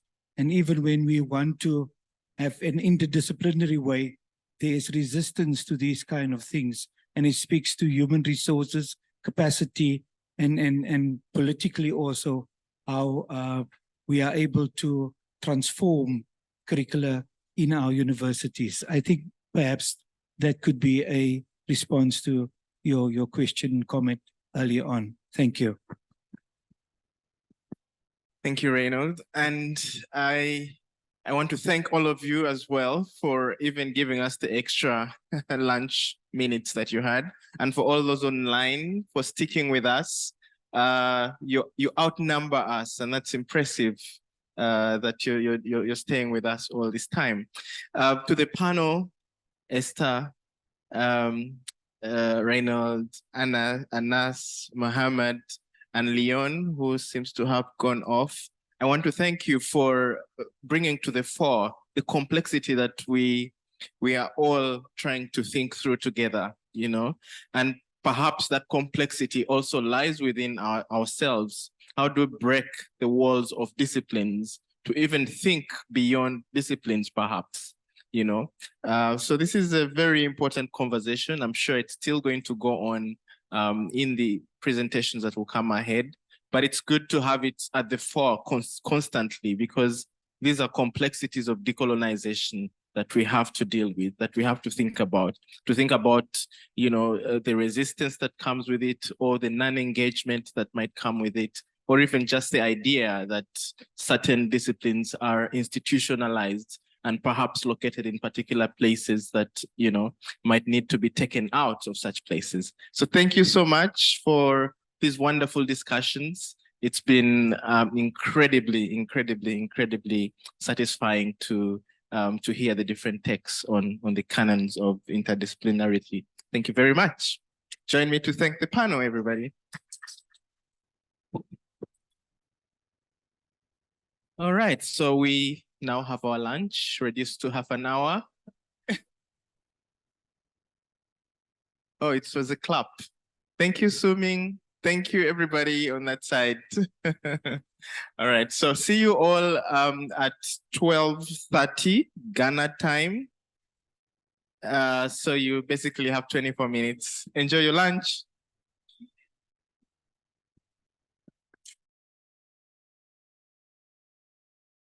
So, Shal'an, please, the floor is yours, and I'm so excited to hear from you. Thank you very much. I'm sorry I couldn't be there with you, but I've just come back from a really long trip to Brazil doing field work. So I just didn't think that, I'm kind of old. I didn't think I could manage another trip. So, but I'm here like virtually, and I've been enjoying the discussions this morning. Yesterday was a bit difficult to hear, but today it's been really, really great. Thank you so much, colleagues, for your words earlier. I'm going to start with a little quote from Sylvia Wynter. I've got this whole long paper, which I told Suming earlier. I've got a long paper, so I'm just going to do a small excerpt from that, if that's okay.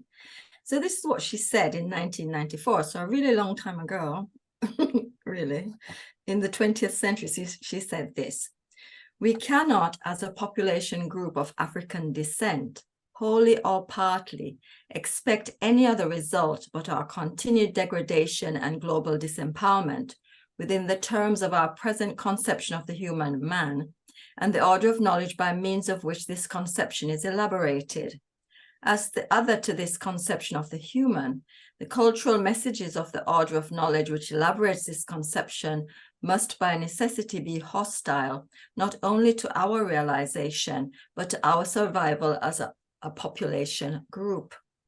She knows what she's talking about. So, as a Jamaican descendant of African enslaved people, I was really heartened to see the call for participation, call for papers, which draws from Frantz Fanon and Aimé Césaire, two of our eminent Caribbean decolonial thinkers from Martinique, in a discussion of CUS in the African Continental University. As you can see from my title and the opening quote, I want to draw from another Caribbean thinker, Jamaican academic, playwright, cultural critic, novelist, and also reluctant Black Caribbean feminist, the Honorable Sylvia Winter, OJ. OJ is Order of Jamaica. She was honored by our mutual country. I particularly want to look at how her ideas on the diacritical and demonic, developed initially in her critique of white feminism, are useful for thinking through what we need to wage war on, and also how that can be done or is being done by Black feminist theory and pedagogy. That's the full paper. That is, how we need to charge forward towards change, to quote from the CFP. For Winter, Black women as humans and knowledge producers and knowledge disseminators change feminist theory and feminist practice because they bring new perspectives, meanings, approaches to what is considered theory, pedagogy, and activism. This is what makes Black women's contributions diacritical and demonic. They add new accents, so they change the meanings of words, ideas, knowledge, the canon, if you will. So by that, it means diacritical, because they operate outside of mainstream feminism and mainstream academia, that is, on demonic grounds. As diacritical and demonic, Black feminist thought lifts up subaltern voices, knowledge, and praxis because of its focus on intersections that matter into and to Black life. Black thought and Black study are both demonic and diacritical, which gives us an indication of what deconstructing colonial education and constructing African relevant, by African, I'm talking about African diasporic here, of course, constructing African relevant education could look like at the level of decolonial knowledge as a movement away from the Eurocentric other to the self. This means that our task as teachers, educators, knowledge producers, and activists changes. It changes from the colonial focus to elaborate, guard, and disseminate the kind of knowledge able to ensure the well-being of our present mode of the human white man, one which represents its well-being as if it were of the human itself. That's what Winter said in 2005. Instead, Winter urges us to turn to Africa as the seat of civilization to see what she describes as the fundamental rules that still govern us today. She sees this as a tremendous challenge because this is to say that we make ourselves human through words, through meanings, through institutions. It is the way in which in Africa we can say an other exists to what the West calls human. Thus, taking this body of knowledge that has been built up by the West, but seeing it differently from them because they could not see these others as alternative forms of life, means that we institute ourselves. We institute an order of consciousness, as well as becoming enemies of our own consciousness. You might begin to wonder, enemies of our own consciousness? Doesn't make sense. Okay, I'll tell you what she said. That is to say, this consciousness that is steeped in Eurocentricity, anti-Blackness, anti-Africanness in thought, action, and politics is our enemy. We must remove whiteliness as a transgenerational structure of domination and feeling from thought, action, and praxis. And I just want to just briefly look at the order of knowledge and its cultural messages, just briefly, and you'll know this too anyway from your context. So let me just look at how removing this Eurocentric, anti-Black, anti-African consciousness might kind of work by looking first of all at the order of knowledge and its cultural messages. In her Black Studies Manifesto, Winter said that our war now was to move beyond the Western episteme, canons, bell curves, and all that. Our implicates the Black Studies community in the United States, and beyond that, of course, people of African descent worldwide. That is, a world in which we still find ourselves in the 21st century, having to wage war against anti-Black knowledge systems and racist pseudoscience, what my dear friend and colleague Andre Keat calls racism's knowledge. Racism's knowledge reproduces African descendant people as irrefutably uneducable, lacking in intelligence, incapable of producing knowledge, without any knowledge canons, with universities that cannot make the world rankings because there are research and teaching failures that cannot produce well-trained graduates, etc., etc., etc. Outside of the continent, African universities and their degrees continue to be evaluated to ensure that they meet global Northwestern requirements for work and study purposes. In other words, in terms of the global Northwestern view of the African continent embedded in global anti-Blackness, colonialism's native keeps being reproduced in 21st century coloniality as knowledge systems and bodies. What I've just been talking about is an Afro-pessimist view of the state of universities in the continent, where we also have Afro-pessimism being reproduced within the universities themselves, just as we have it also here in the Western Hemisphere. This is not that very, I was going to say optimistic, but it's not. This isn't the Afro-pessimism of Saidiya Hartman's Scenes of Subjection, or that of Frank B. Wilderson III, Jared Sexton, and others inspired by her work. It's a different thing that I'm talking about. I'm not talking about the afterlife of enslavement here. It is the Afro-pessimism spoken of by Bulu Ebanda Debere and P. Eric Lowe in their 2011 article. Here they say, African nations, as we now know them, have inherited patterns of thought and models of knowledge production that are not only foreign to the continent's historical experience, but that have also shown their limitations in their own milieu of emergence. Remember, they also have limitations in their own milieu of emergence. Within a context of the naturalized low ranking of the continent by measurement criteria, which should be reevaluated, taking into account some of the values specific to Africa, somebody said that this morning, rather than the continual undermining of Africa's future in a world where image and impression management means so much. This version of Afro-pessimism also impacts how Africans on the continent and in the diaspora, like me, view themselves, ourselves, which has been deeply ingrained in our minds and has helped to produce negative impacts. Thus it is that Afro-pessimism is much more than a discourse. It is also a state of mind, a naturalized worldview of African countries, African peoples, and the inner and outside knowledge of both the continent and its peoples, for Debere and Lowe. As a discourse, this Afro-pessimism can be traced back at least to the 15th century Western consciousness. The heart of this discourse derives from the fact that Africans are failing to live up to a set of criteria generated by the West, who want to develop Africa so that it would mesh neatly into the globalized economy built by Europeans and Americans over the past 2 centuries. Nothing that we don't know. Notwithstanding debates about timescales, European colonial systems created intricate shared knowledge about Africa and its peoples to serve colonial purposes, and this remained institutionalized at independence and its aftermath, continuing to be an important component of modern conceptualizations of the world, including, even in the 21st century, Africa as the dark continent. This Afro-pessimist discourse insists that sub-Saharan Africans cannot run viable states or capitalist economies. So Africa is effectively doomed because it amounts only to failed states, and those who refuse to work within the neo-colonial framework are failed leaders, corrupt and despotic. In this perspective, Africa is also doomed because it has no theory worthy of note and must assimilate to the European, US American, which is the only knowledge that is knowledge. We can see this as an extension of the white supremacist colonial invention that the only human is white.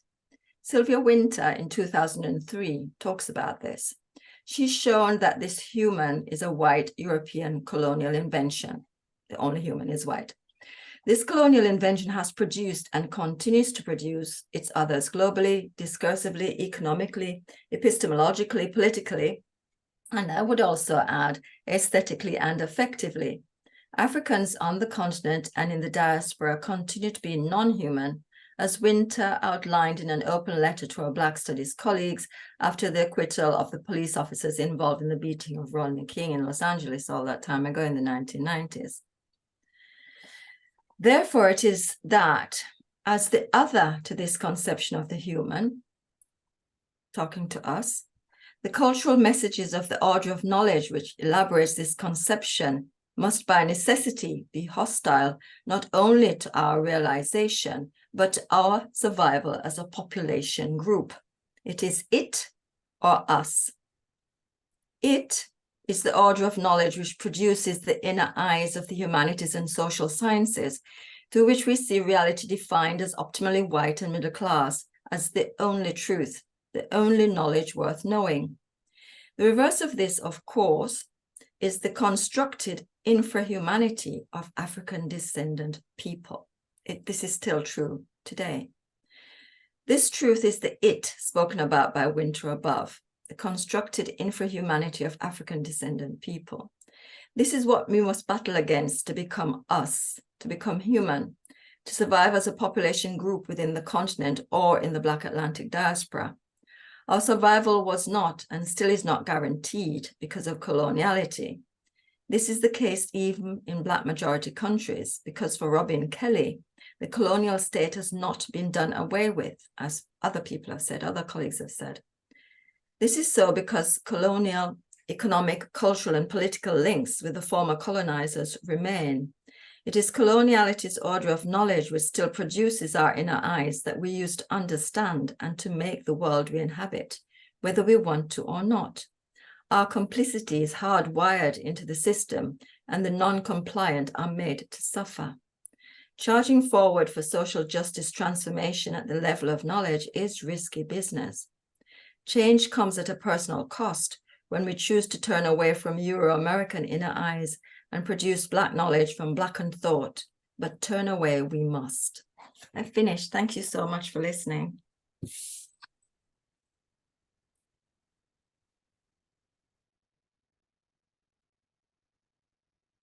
Wow, that was really interesting to be able to hear. I'll just leave the rest for the room to be able to come in a little bit later. And yeah, also for timing yourself. I love it. So the next presentation is Decolonizing Social Sciences, Reflections from the Semi-Periphery by Sumin Ko from the University of Galloway in Ireland. And I cannot be excited because last time also Swimming had really great stuff to talk about infocracy and all that. I was so excited. I don't know what you have today, but I can wait. Thanks.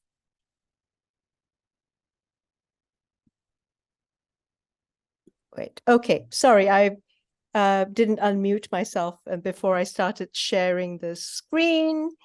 And now I hope it's going to work. Yes. Okay. So, yes. So, hopefully you can hear me, and hopefully you can hear me now. So yes, we can. Thanks very much. So thanks for this theme, charging towards critical canons of knowledge production in the African University. And I am absolutely gutted that I didn't make it to Ghana despite making all the arrangements because of a little post-imperial, non-decolonized huff that was going on because of Brexit and customs, and they lost my passport when on the way back from the Ghanaian embassy. So unfortunately, I have to join you virtually, but hopefully I will keep to time. So yes, today I just want to talk a little bit about the full paper that I've written, and hopefully it's quite complicated. So maybe I'll just highlight a few points.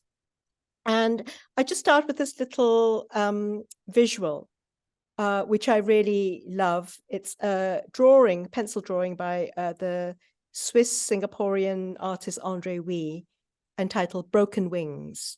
And it's sort of a picture of freedom and constraint and of breaking up and coming together again.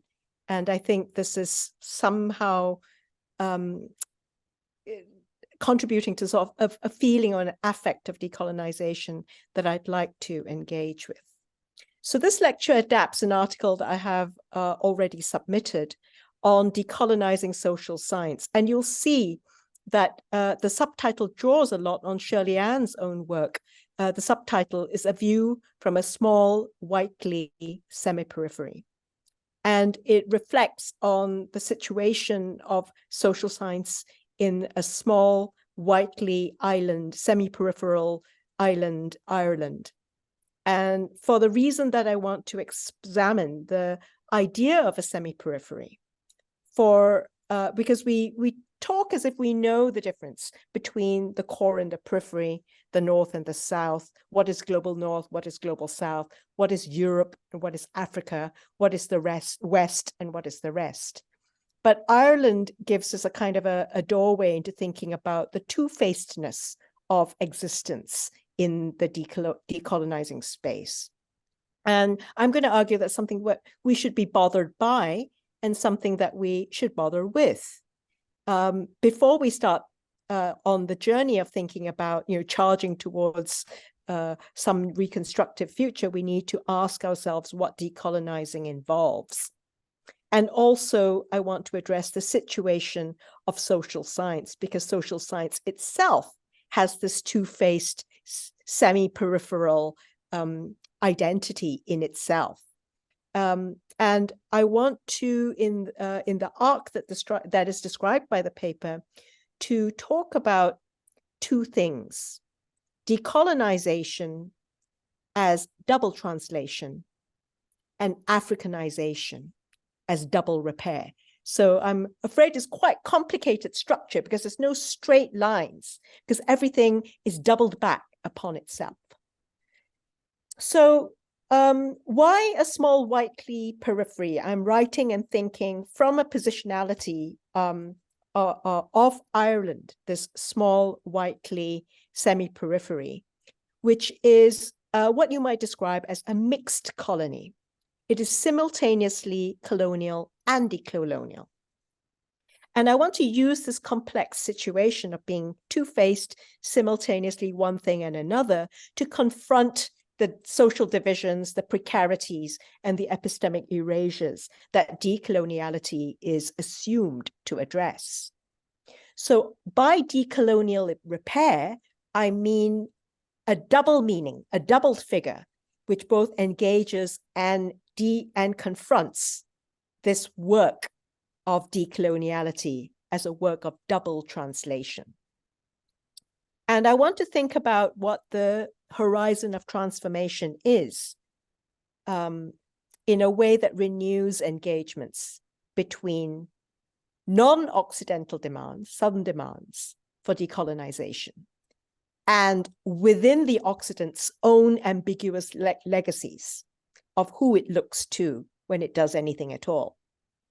And I want to specifically look at this legacy of extraversion, of always looking to the powerful other and wanting to be like them.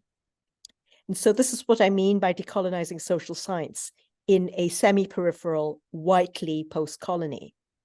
And I also, because I recently took up a position as head of sociology, had to think about something that I didn't really think about very much in itself before, the subject itself. So that was the kind of motivation for asking Mohammed and Leon in the last session about whether one should abolish one's own subjects, because I've inherited this thing, sociology, that I was never the owner of before. And I want to use it as a lens for thinking differently, and especially for thinking about the things that we specifically don't think about, and the things that we don't think about as being constitutive. So ignorance, not as just not knowing, but ignorance as things that we sort of purposely or willfully don't think about. And that is the nature of complicity within social science. And so that's the kind of general contribution I want to make in overview, is to unpack and complexify and complicate some of the challenges, projects, and pitfalls that are involved in a broader project of decolonizing academia. So let me just start by decolonizing in Ireland, from Ireland, which is an ambiguous semi-periphery. Why do I say that? Because Ireland could be described as a post-colonial, postmodern, and European peripheral, in the words of Ronnie Monk. So it's not a core, but it's peripheral, even though it's European. And in its peripherality, it is constituted by colonial wounds. These are the colonial wounds of sectarianism, the division between Catholics and Protestants, partition, the division of Ireland into Northern Ireland and the Republic of Ireland, inequality, racism, and sexism. And these colonial wounds have been willfully ignored in both the historical sciences, which are more hegemonic in Ireland, and the social sciences, which are rather weak in Ireland. They've been ignoring these colonial wounds by maintaining a nationalist imaginary of social science and history, which are conservative, exceptionalist, inward-looking, and disconnected. So what I'm trying to do with sociology is to move towards a connected sociology that thinks with difference in a way that makes a difference to what we originally thought. So what do I mean by that? To think, first of all, about Ireland as being both formerly colonized and colonizer. Because, of course, undoubtedly, Ireland is also, while it was one of the first colonies of England, it's also part of, constitutive of a globally privileged cultural empire with a deep cultural and linguistic influence in the world. And therefore, this small, otherwise insignificant island is not insignificant at all, because it's said to have this peculiar universality, a universality that is taken to be quite central in social science. Ireland is a mixed colony, an internal colony, and a dual colony. And this coloniality hasn't really gone away because it's constitutive of Ireland's positioning within the global system of the world, the imperial capitalist system, world system. But within world systems theory, we see that we cannot assume that even when you're talking about the system, we are including everyone. At the very declaration of the following the French Revolution of the universality of the rights of the citizen as men, the feminists, Olympe de Gouges, observed that it could not be assumed that everyone includes women. This inclusion has to be demanded. So from a feminist perspective, thinking about whether women are part of the system or not. So just think through some of the complexities of decolonization and Africanization. I don't want to spend a lot of time on this because I've only got about 5 minutes left. Is to think through. I know this is a contentious reading by Janssen, 6 possible strategies of decentering the Western and the European so that African knowledge may be recentered. It might be an additive project, adding African knowledge to the existing canon. It could be Africanization as replacement.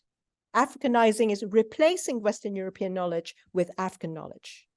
It could be an unsettling of knowledge, so a broader critical engagement with settled knowledge. It could be entangled, encountering entangled knowledges in which the colonizer and the colonized are somehow bound together. And it might also mean sending back occupied knowledge, occupied items, occupied societies, and repatriation. So it doesn't mean one thing. There are different things that we could be thinking about doing. Let me just go back to Ireland and where Ireland is in social science. Constitutively, Ireland was seen from the earliest European social scientists as somehow having this peculiar universality, a little country which gives rise to debate on the greatest questions of politics, morals, and humanity. But I want to point to this invisibilized social scientist, Harriet Martineau, who visited Ireland many times and wrote about Ireland. And yet her writings are hardly ever cited or taught or used in research. In Martineau's writing, she set her observations about Ireland, which were political economy critiques, decolonial critiques, and policy-oriented critiques, as a kind of sympathetic well-wisher, an indignant witness of her wrongs, exposing abuses fairly, but temperately, in order to stimulate the government, the imperial government, colonial government of the time, to repair past errors and improve principles of policy.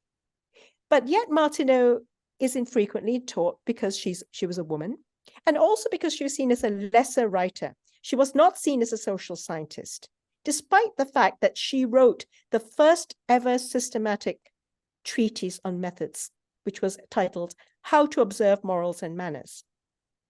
Today, we would see her as a woman who was far ahead of her time. In my own work on creative and ethical research methods, I would see Martineau as a researcher who integrated creative and ethical research methods and integrated critical theory and theorizing methodology and engaged policy-oriented social science.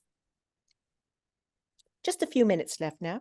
I just want to talk a little bit about the legacy of Catholicism, because it complicates things very much from the Irish perspective.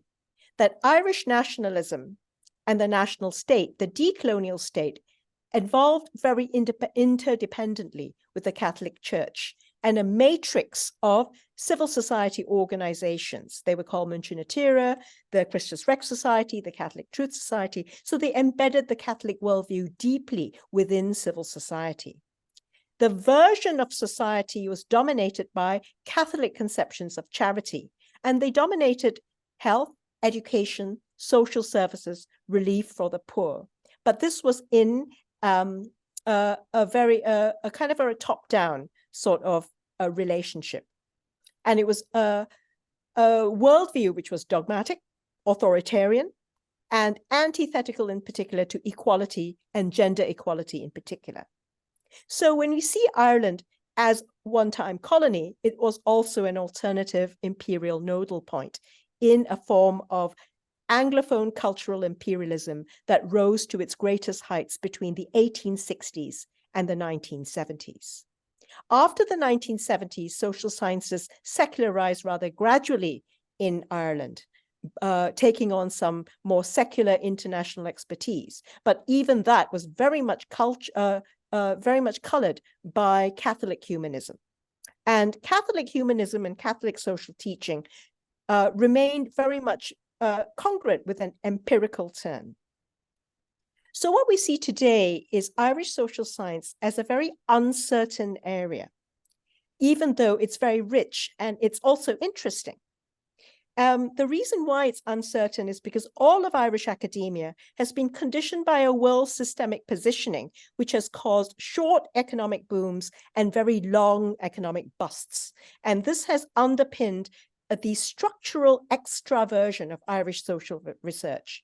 We have a government that's not very committed to spending on research. We have had long periods of austerities, and with these three continuous issues of Northern Ireland and the border, which has come back with Brexit, academic precarity, low profile and an uncertain place in the public mind of the social sciences, and a depoliticizing and silencing of critical voices, because precarity means that people are vulnerable and they can't speak up, for their own profession.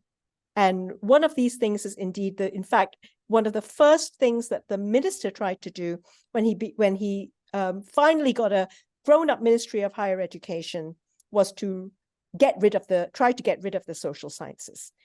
So in 2020, the Minister of Higher Education tried to delete the social sciences, which leads me to my concluding point, really. I don't have time to look at the race-gender aspect now and the whiteliness aspect, but the question of, decolonizing social sciences, does it make sense when social sciences themselves are in danger of being abolished and might actually have been abolished altogether by deleting the grouping of the social sciences, promoting the more hard social sciences of economics and psychology, and squishing together religion and philosophy, promoting these two subjects in themselves. But the critical ones, anthropology, sociology, and geography has been cut in half. Yeah. So, and they're going to be regrouped into a set of competing disciplines called human society. Okay, I've got to finish now because I'm actually a minute over. So I'm not going to talk about race and gender. And I just wanted to reflect on this piece of art as a way of thinking about the double repair of from the Occident to the extra-Occidental, from the extra-Occidental and back to the Occident, with two conclusions. That double translation, as the sociologist Ali Megji says, is about the critique of dominant geopolitics of knowledge, but it's also about accepting the need within every discipline and canon to proliferate perspectives and standpoints and to undertake diversality and a position of epistemic humility.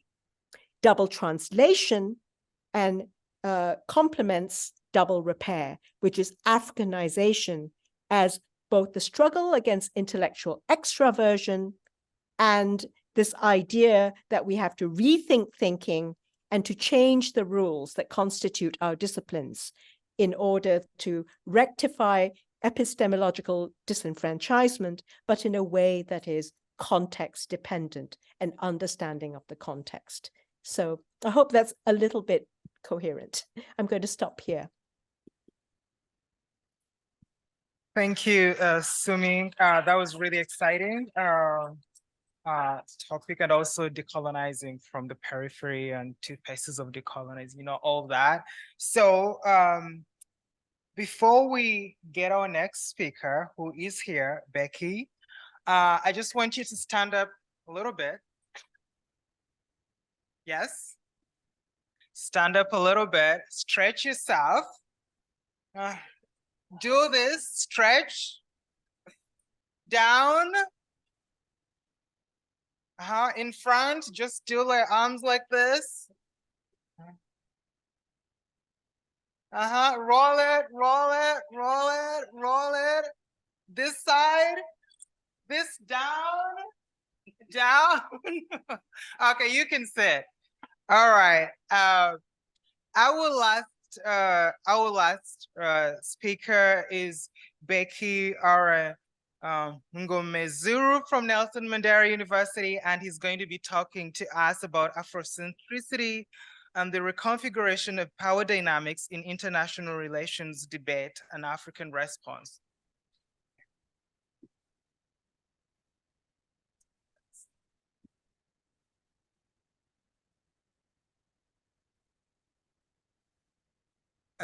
Ladies and gentlemen, one of the advantages of talking in the afternoon after lunch is that you can have a topic and then just talk about something totally different. Very few people will notice. I'm told that those who have power shall rule, and our program director has done exactly that. He commanded us what to do. Nobody questioned him. We just did as he told us to do. Can you please assist me in projecting the presentation? So, colleagues, I'm mindful of the time, so I'll cut to the chase and I'll try to be as succinct as humanly possible, with the understanding that if there is anything I left out, that will be captured during the Q&A or discussion session. Basically, let's go straight to slide number 3. Which is where I make my introductory remarks. This particular topic fits neatly with what Suming has just done. She was focusing on social sciences, decolonization of social sciences, and I decided to take just one of those academic disciplines, that is international relations, basically to talk to the same issues. Power dynamics loom large in IR debates, that is international relations debate. I've made this argument several times, but more prominently in 2019, where I was revisiting this notion that international relations is a prerogative of the British and the Americans. And I was asking the questions, where are the Africans in this old discussion? I remember that when I started this particular paper, there was a colleague of mine who said, no, but Peggy, the battle that we are starting, we are not going to win it. Then I said, it's not about winning the battle. Okay.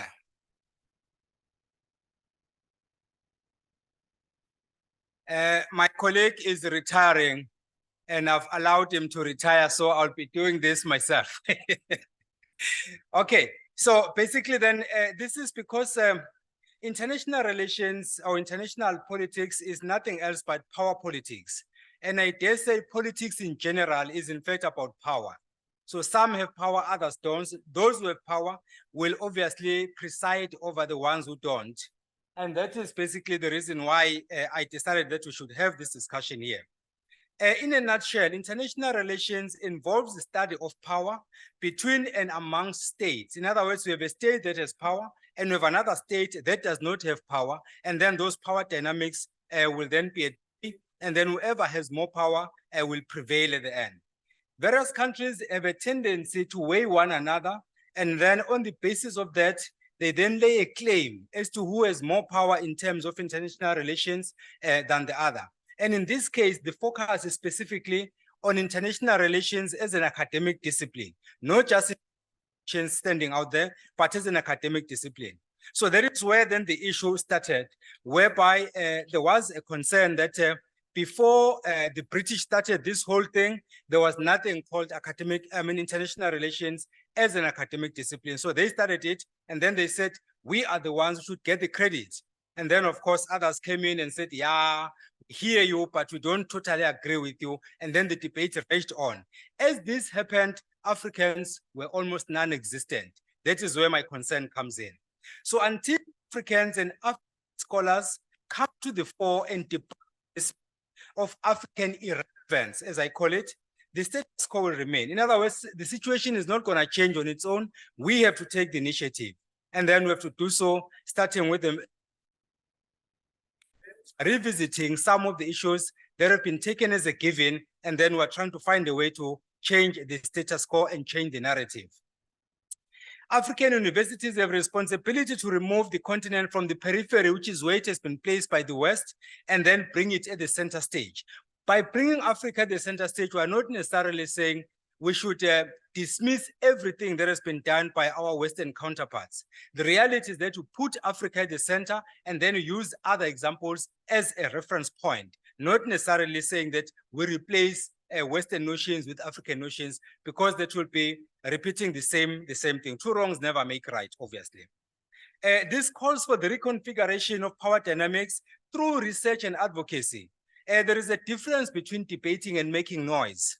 There are people who think they are debating while they are just making noise, and you can tell if there is no substance. So for Africans to change the narrative, then our arguments have to be premised on research, and then that research would give us more authority to say the kinds of things that we want to say. So the presentation looks at the power dynamics over time and then tries to trace that particular incident. Now, on the issue of theoretical grounding, there are many authors who have looked into this issue, and I'm not going to bore you with those because some of you already know who those theories are, both from an African perspective and also from elsewhere. The point I want to make is that the value of theory in research has been covered by many authors, and among other things, it simplifies, that is theory, it simplifies knowledge and makes it easily accessible. Let me pause here and then make just one example which will resonate with most of you because you've been watching TV since we arrived here in Ghana. You know this commotion that is happening between Israel and Palestine. Some people may ask, why did Hamas attack Israel? And then they'll be asking questions, providing answers. And then others will say, why did Israel retaliate in the manner they've done? And then the debate will go on and on. But if you bring in theory in that discussion, in our previous session just before lunch, I introduced this theory called frustration aggression theory. Frustration aggression theory explains that you are frustrated by your situation and you can't find any solution, and then you resort to any measures, sometimes extreme measures, to deal with the situation. The reality of the matter is, for many years, Palestine has been wanting to have a country they can call their own, but Israel and those who are supporting Israel have been saying, no, we are going to have none of that. So out of frustration, then Hamas said, okay, let's do the impossible. Let's strike. And then, of course, a number of Israelis died, and then Israel is retaliating. And then, of course, Hezbollah is saying, if you attack Palestine, then we are going to attack you. And then the story goes on and on. But the point I'm making here is not necessarily to condone what Israel is doing or condone what Palestine is doing. I'm just demonstrating how easy things can be the moment we bring in theory. The general practice in academia is to privilege Western theories at the expense of African-based theories. And this too speaks to power dynamics, because those with power will then have their theories, those who don't have power, or who are assumed not to have power. One of the things that I make here is that because of this particular reason, it is intriguing to see that African universities, both wittingly and unwittingly, fall into the trap of sustaining that narrative, whereby they ignore African theories and then privilege Western theories. Few students, of course, are urged to use African-based theories. Instead, they are being pushed to your so-called conventional theories. No, this study is not going to make it because you are not using realism, idealism, liberalism, and Marxism, and all of that. This is what exactly happened with Bethuel Okot, one of the Kenyan scholars, when he was registering for his PhD in Edinburgh. When he wanted to study the Luo people, of his own people, he was told, no, can't study the Luo people because there are no records about them, there are no books about them. And he said, I'm going to study them exactly for those reasons. We need those kinds of African scholars who are going to stand their ground and then, of course, do what they want to do. Eventually, Bethuel Okot ended up writing the history of the Luo. You can read that book. It's a thick book and it's a detailed book, and that is because he stood his ground. But for as long as our scholars are reluctant to bring in, say, Ubuntu, for example, as a lens through which you can look at issues, then we have a problem. And then, of course, our students will also have the same problem. So my concern is that even senior professors at universities don't do this kind of thing. They privilege Western theories and then expect that their students are going to miraculously understand what African theories are, who the theories are, and all of those things. So those are some of the concerns that I'm having. So the presentation then had to look at Afrocentricity as one of those African-based theories. Okay. And then in terms of this theory, in essence, it is an idea of philosophy which gained momentum during the civil rights movement in the United States in the 1970s. Later on, it was popularized by a number of African scholars, more particularly Asante in the 1980s, who made it a point that he popularized this theory. And then Asante defines Afrocentricity to mean a manner of thought and action in which the centrality of African interests, values, and perspective predominate. So the point here is that Asante is not saying that you must not teach these Western-based theories. His argument is that have African theories as your first point of departure, and then you can bring in other theories at a later stage. That's all he was saying. And then at the center of the argument in this theory is the view that Blacks, all those who are at home in Africa, and those who are in the diaspora, must look at knowledge from an African perspective. That's all it means. Whether we are trying to understand global politics, you can explain it using African-based theories, because they do assist even beyond the borders of the African continent. The theory argues that, or in fact, Asante argues that we misunderstand Africa when we use viewpoints and terms other than that of African to study Africa. Like South African students were saying during hashtag fees must fall, hashtag roads must fall, they were saying nothing about us without us. So you old folks who can't take decisions on our behalf, we want to be on board. That's exactly what is happening. Africans must take that firm stance and say, we cannot allow Western scholars to determine our fate as Africans. If we do that, that will amount to cowardice on our side, and it will be an indictment. And I don't think we'll be proud of that. This should not be misconstrued to mean that Afrocentricity dismisses all other theories. Instead, places Africa at the center. That's all it does. It places Africa at the center, but will still also consider other theories. I make an example here that the same applies to concepts like Africanization versus globalization. There are people who are of the view that if you propagate Africanization, you are therefore saying that you must not have anything to do with globalization. That's not true.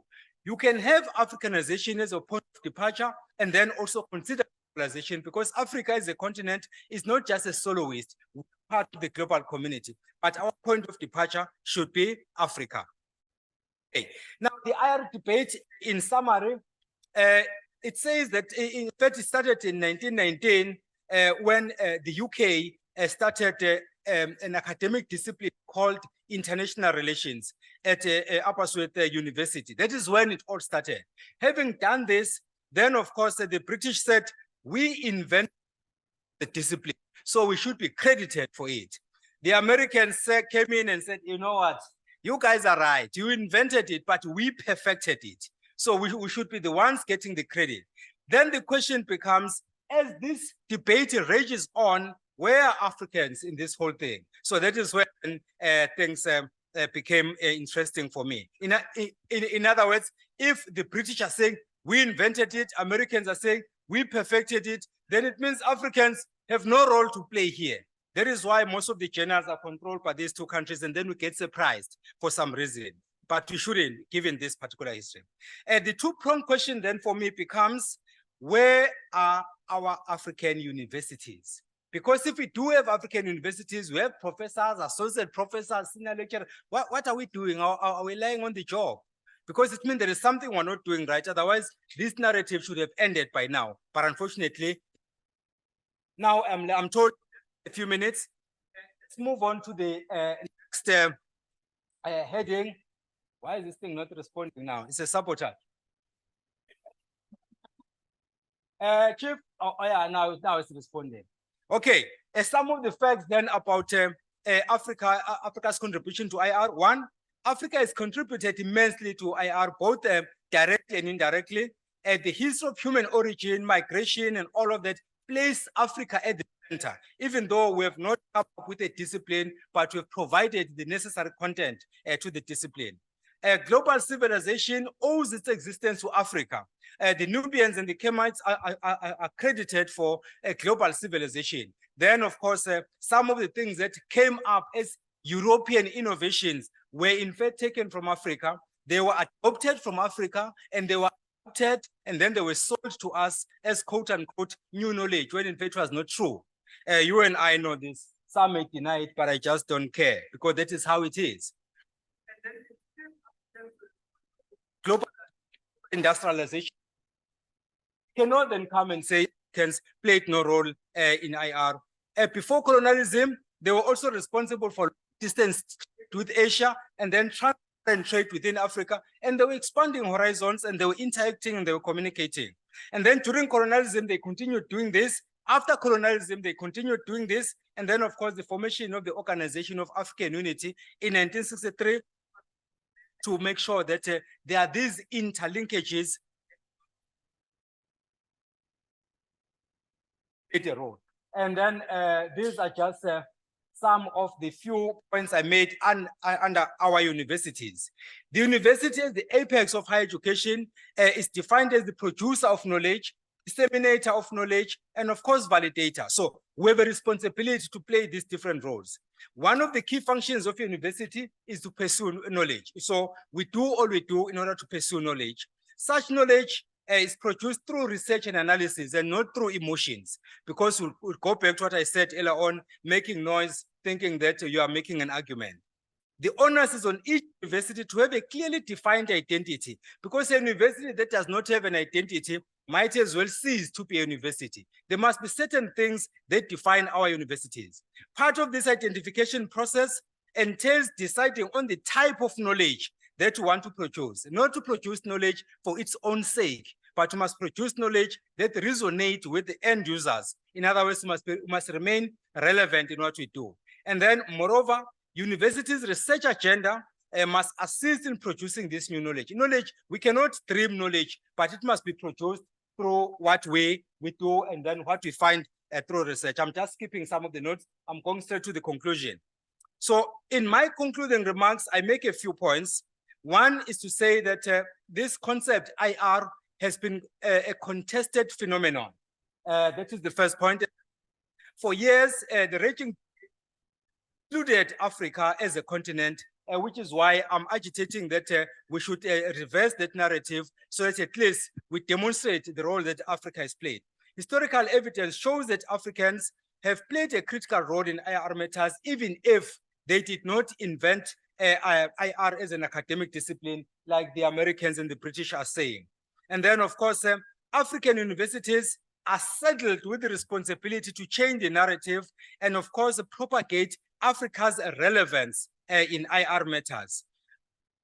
It is an African, all those who are for this idea, they must up their game and assist in the reconfiguration of the narrative. Otherwise, we are going to remain where we are. For us to do so will definitely mean that we have to work harder. Failure to do, as I'm suggesting, then of course, Africa will remain in the an indictment on our side. The reconfiguration of the dynamics will definitely be happening when we start doing something. Until we do that, the status quo will remain. Thank you. Thank you. Thank you very. Yes. Thank you very much. So anyway, right now it's 12 minutes to 2 p.m. and we need to be done a 1/4 past. So I'm just gonna put it around the house to just get some questions. Please, I want you to keep your questions as very clear, clean as possible. If you talk for a long period of time, I'm just gonna cut you short. Sorry to be a dictator, but we have to get to time.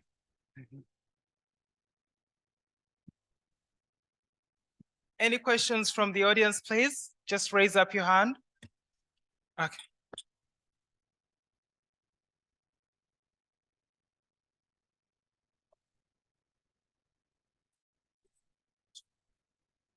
Thank you very much, Chairperson, Facilitator, and thank you very much, the panelists and presenters. I'm concerned about the presentation, the last presentation. It has caught my serious attention, especially when it came to the last slide. I'm cognizant of the legal framework of different countries in Africa and the challenges you have brought out. How do you think about the issue of African critical university studies coming up with the ANIFLIBNet? Talk about it as information and library network, so that we have all the collections from different universities under one information network, and we form a library where we can disseminate and have all these other dissertations and the theses put in that one collection, and then it is used as a way of promoting international relations. Thank you.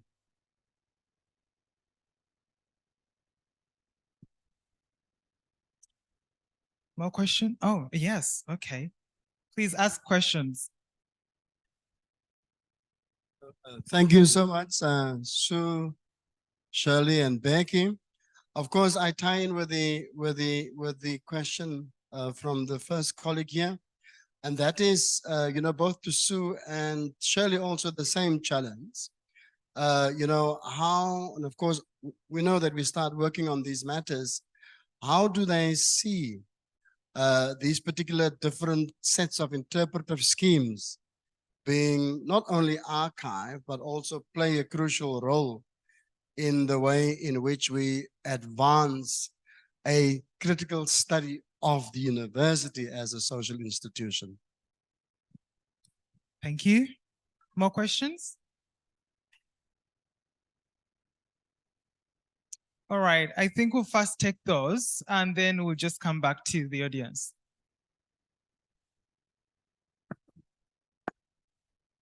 Thank you very much for the two questions. Starting with the first question, my brother, we are raising a very critical point, which reminds me of a discussion we had before lunch, that Africa is not a country, but it's a combination of over 50 countries, each of which has its own identities. And then, of course, this hangover, colonial hangover of Francophone Africa, Anglophone Africa, Lusophone Africa, all of those things are real. So I totally agree with you on that one, which is why when we were at the Pan-African Parliament in Johannesburg, one of our so-called honorable members suggested that the headquarters should relocate from Johannesburg and go to France, not to go to any country in West Africa, but it must go to France. Then I realized that we have a problem, a serious problem to say. But the point we're making is about sharing information on the one hand, But then on the other, it's about the infrastructure. The reality of the matter is that our continent in general, and then of course certain countries within the continent, are not in a good space to be able to do the kinds of things that we're doing. Some countries have libraries, but there are no books. Of course, other countries elsewhere, I was in Australia in July, there is a big library, but there is not a single book, but for a different reason, because they are changing to IT. So you go there, you find computers, you can access any document. In Africa, it's not possible, I do agree. But the fact that we are having these challenges does not mean that we have to fold our arms. Like we're meeting here, that is one positive thing to do. We meet here, we share ideas, we share emails and so on and so forth. So we start from somewhere. It's not something that is going to happen overnight, obviously, but we have to start from somewhere. So I share your sentiments and I fully agree with you. And then of course, other journals have what they call open access. So when you publish, when I publish, when my brother here publishes, so then we'll have access to that information. So we can engage more during the trip that we're going to have. But in a nutshell, that will be my response. Prof. Kiet is asking this question, how do we see these things playing out? Which is basically linked to the first question, because it's about the practicality of it. One of the things I did when I joined one of the universities, which I will not mention, I found a curriculum. I was teaching international relations theory, and then all the theories that had been taught for the past 10, 15 years were Western-based. I said, I'm not going to teach this curriculum. If I'm being forced to teach this curriculum, I'll pack my bags and go back to where I was. And then luckily I was given the space to do that. Then the first 2 to 3 weeks, I was looking at African theories, African-based theories. Once my postgraduate students understood those African-based theories, only then did I then introduce the other Western theories, which is exactly the approach that I'm suggesting, that we don't have to dismiss all the other theories, but we have to look at things from an African perspective. That is exactly the point I'm making. So that is one practical way of doing it, besides the one that I'm just mentioning, that of sharing information. My experience might not be similar to the experience that my sister is having there, but then if we discuss, then we stand a better chance to take the continent forward. So in the interest of time, I'll pause there. Thank you, Chair. Yeah, thank you so much for that. Can we have the online?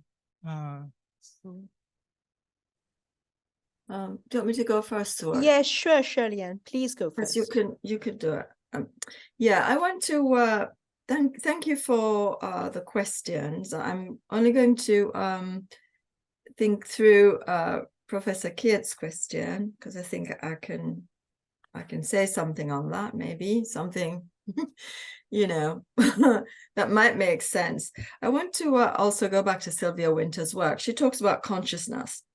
And she says our consciousness is constructed and we construct culture.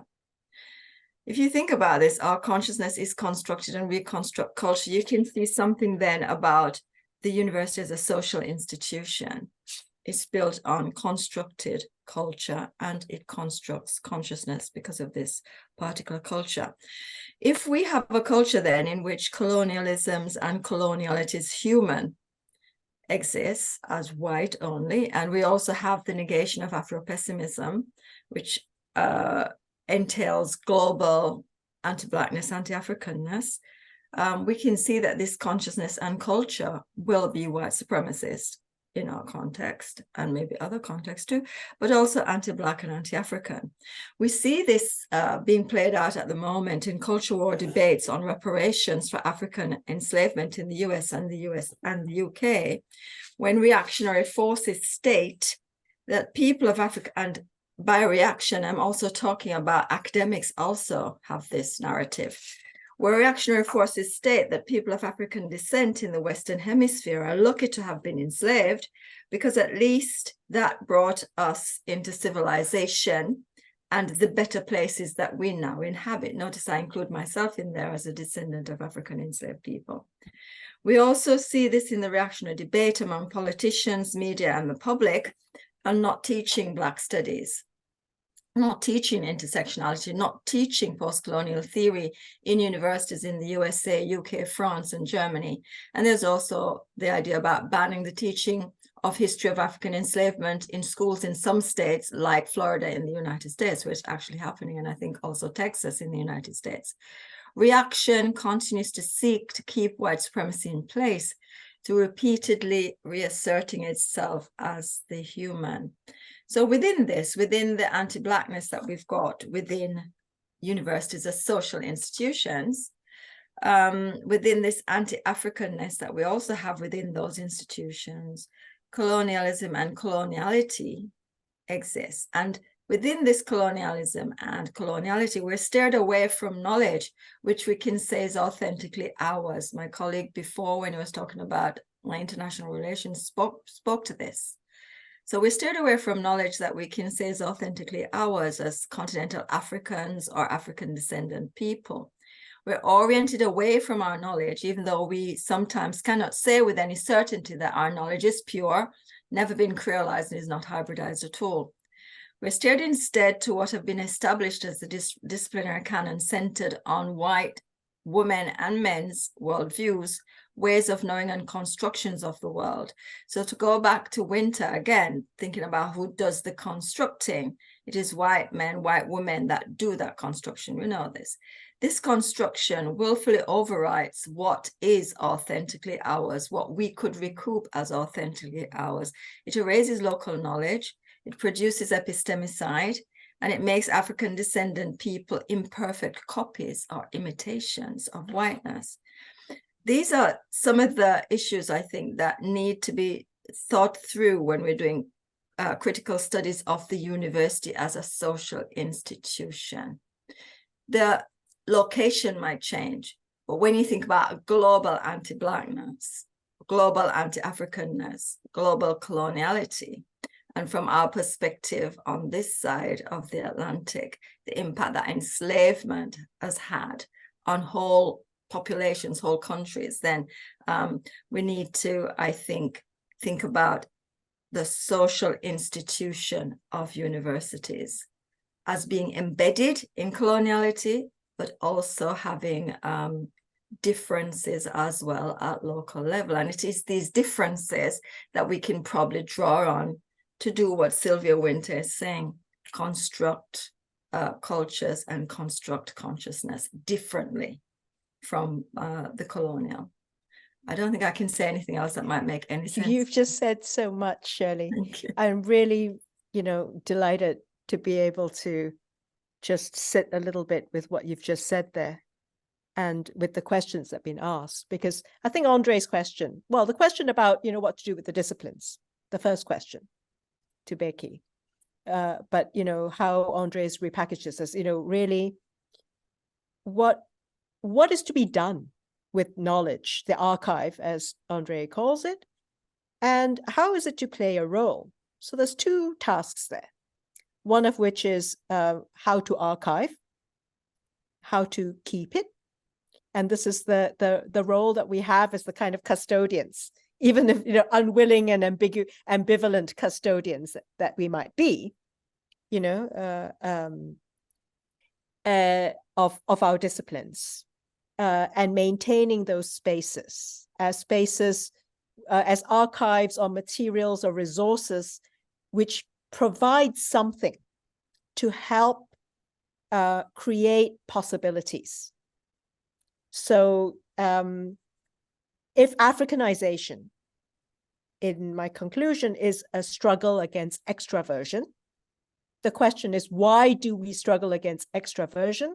The purpose of the struggle against extraversion, against this reproducing Eurocentricity, reproducing the colonial, if the purpose of the decolonial archive cannot be the same as the purpose of the colonial archive, which was to control the colonial bodies, the colonized bodies and colonized lands. So the decolonial archive must have a different purpose. It must have a different work to do, which is to create different possibilities. And those possibilities are not very determinate. But I take from my friend Vanessa Andreotti, a thought, which is that maybe what we are trying to do when we decolonize is to keep open the hope and the possibility of making different mistakes. And that is what freedom consists of. Freedom not to continue making the same mistake over and over again, and at least freedom being the possibility to make different mistakes. So then the archive has to be seen as a resource which is, you know, full of this potential, and to be archived in such a way as to not close off the potential for different mistakes to be possible. Then the job of playing a role, that was the, you know, the work to be done of playing a role. I mean, in the institutions that we have, even though they are colonial legacies, they are institutions that have this kind of peculiar universality, which is surrounding the possibility that knowledge may be emancipatory, and that knowledge may be, or possibly could be, humanizing. And that those kind of objectives, or those kind of aspirations or ideals around are inform what we think is research, or what research is for, right? To challenge the given state of knowledge and to create forms of freedom and emancipation that, you know, by inhabiting the problematic knowledge that we have, we can still create forms of emancipatory knowledge and possibilities of freedom. And we can do that in research, and we can do that in education if we inhabit the archives, but in a different way. So it's a problematic one, Andre, and I think it's very difficult. But I really appreciate what Shirley-Ann and what Becky have raised, and really appreciate the way that you treat it in your thought, because I think it does help us to think about what is it that we have here and what is it for. And even if we try to do things completely differently, everything that we do and the meaning that we make is made up of what we know. So we never know what it is that we don't know. And that always makes it difficult not to, as you say, drawing on Sylvia Wynter, to have your consciousness merely being determined by being, however it was constructed, and to work towards a different kind of reconstruction that reconstructs in a way that frees and emancipates. So sorry, that was kind of a tortuous answer, but I really loved, I really loved that this idea of the double translation and the double repair, and that Africanization could be a double repair. And I love that artwork by Kader Atia, who's this Algerian French artist who used African sculptors to create artworks representing the broken faces of Europe. And the surgery that was performed on the European survivors of European imperial war, the World War I veterans, they were called the men with the broken faces, les gueules cassées. And the reason why surgery was performed on their faces was because the Western world itself could not bear to see what it had done to the faces of its own citizens. And because of that, modern cosmetic surgery was invented. And Kader Atia doubles all this thinking, doubles the archive by thinking about repair and why these faces were repaired, and bringing these faces from the front lines of World War I back into the 21st century. And I think it's just through the medium of African sculpture. And I think there's so many analogies and parallels which could give different ways of thinking. And that's what I love about using artworks. Thank you so much, Sue, and all the panelists. We are just having a little bit like 4 minutes, and we have a question in the chat. I'm gonna read it here. Sorry. Okay, so what factors hinder decolonization through curriculum in higher education system in sub-Saharan Africa? Yet this level of education has some degree of freedom and autonomy, and I think that utilized within the hands of academic or faculties in higher education. It seems like to be a comment. So we are just going to wrap up, unfortunately, because the bus leaves just at 2:15. We're just gonna take one quick short question. You're done? You don't? Okay, all right. So we're just gonna have a wrap up. The panelists, please just challenge us, give us your summary review of maybe, should we be unruly? Should we ban things? What should we do as a closing remark? Thank you very much, Program Director. I think that the questions that have been raised speak directly to the issues we're trying to raise. Rolling in the mark is not the best way to get clean. The reality of the matter is, the continent has been placed in the periphery due to the power dynamics at play. Now, we are academics in our own right, and we can do something. We cannot change the world immediately, but we can start from somewhere. So for me then, I think as Africans and as Africanist scholars, we have a responsibility to lead, because that is basically the nature of a university. The university as an institution, as I said, has a responsibility to produce knowledge and then lead society correctly. So if we fail to do that, then it will mean that our successors will spit on our graves for having failed to start the journey so that they can continue from where we left off. So the onus is on us to start from somewhere, not to change everything overnight, but at least to start the discussion and then chat the way forward. Thank you, Chair. Thanks, Becky. Assuming you have like 30 seconds, please. Okay, well, I think that we're in a world today of what you call post-normal science, where the politics and the opinions are contested, the stakes are very high, and decisions are very urgent. And the only way we can go forward in this situation is to balance epistemic freedom with epistemic humility, and to widen the peer reviews to actually include more people and more viewpoints in all the work that we do. Thank you so much. Shall Antat, please? Are you still there? All right, looks she's moved away. Just please join me in a round of applause for the panelists this afternoon. We're so excited, and thank you so much for what you've shared. And yeah, so enjoy the rest of the evening and go do what you do best. But I think the challenge has been put to us in thinking about these concepts and putting them into real practice. All right, thank you so much.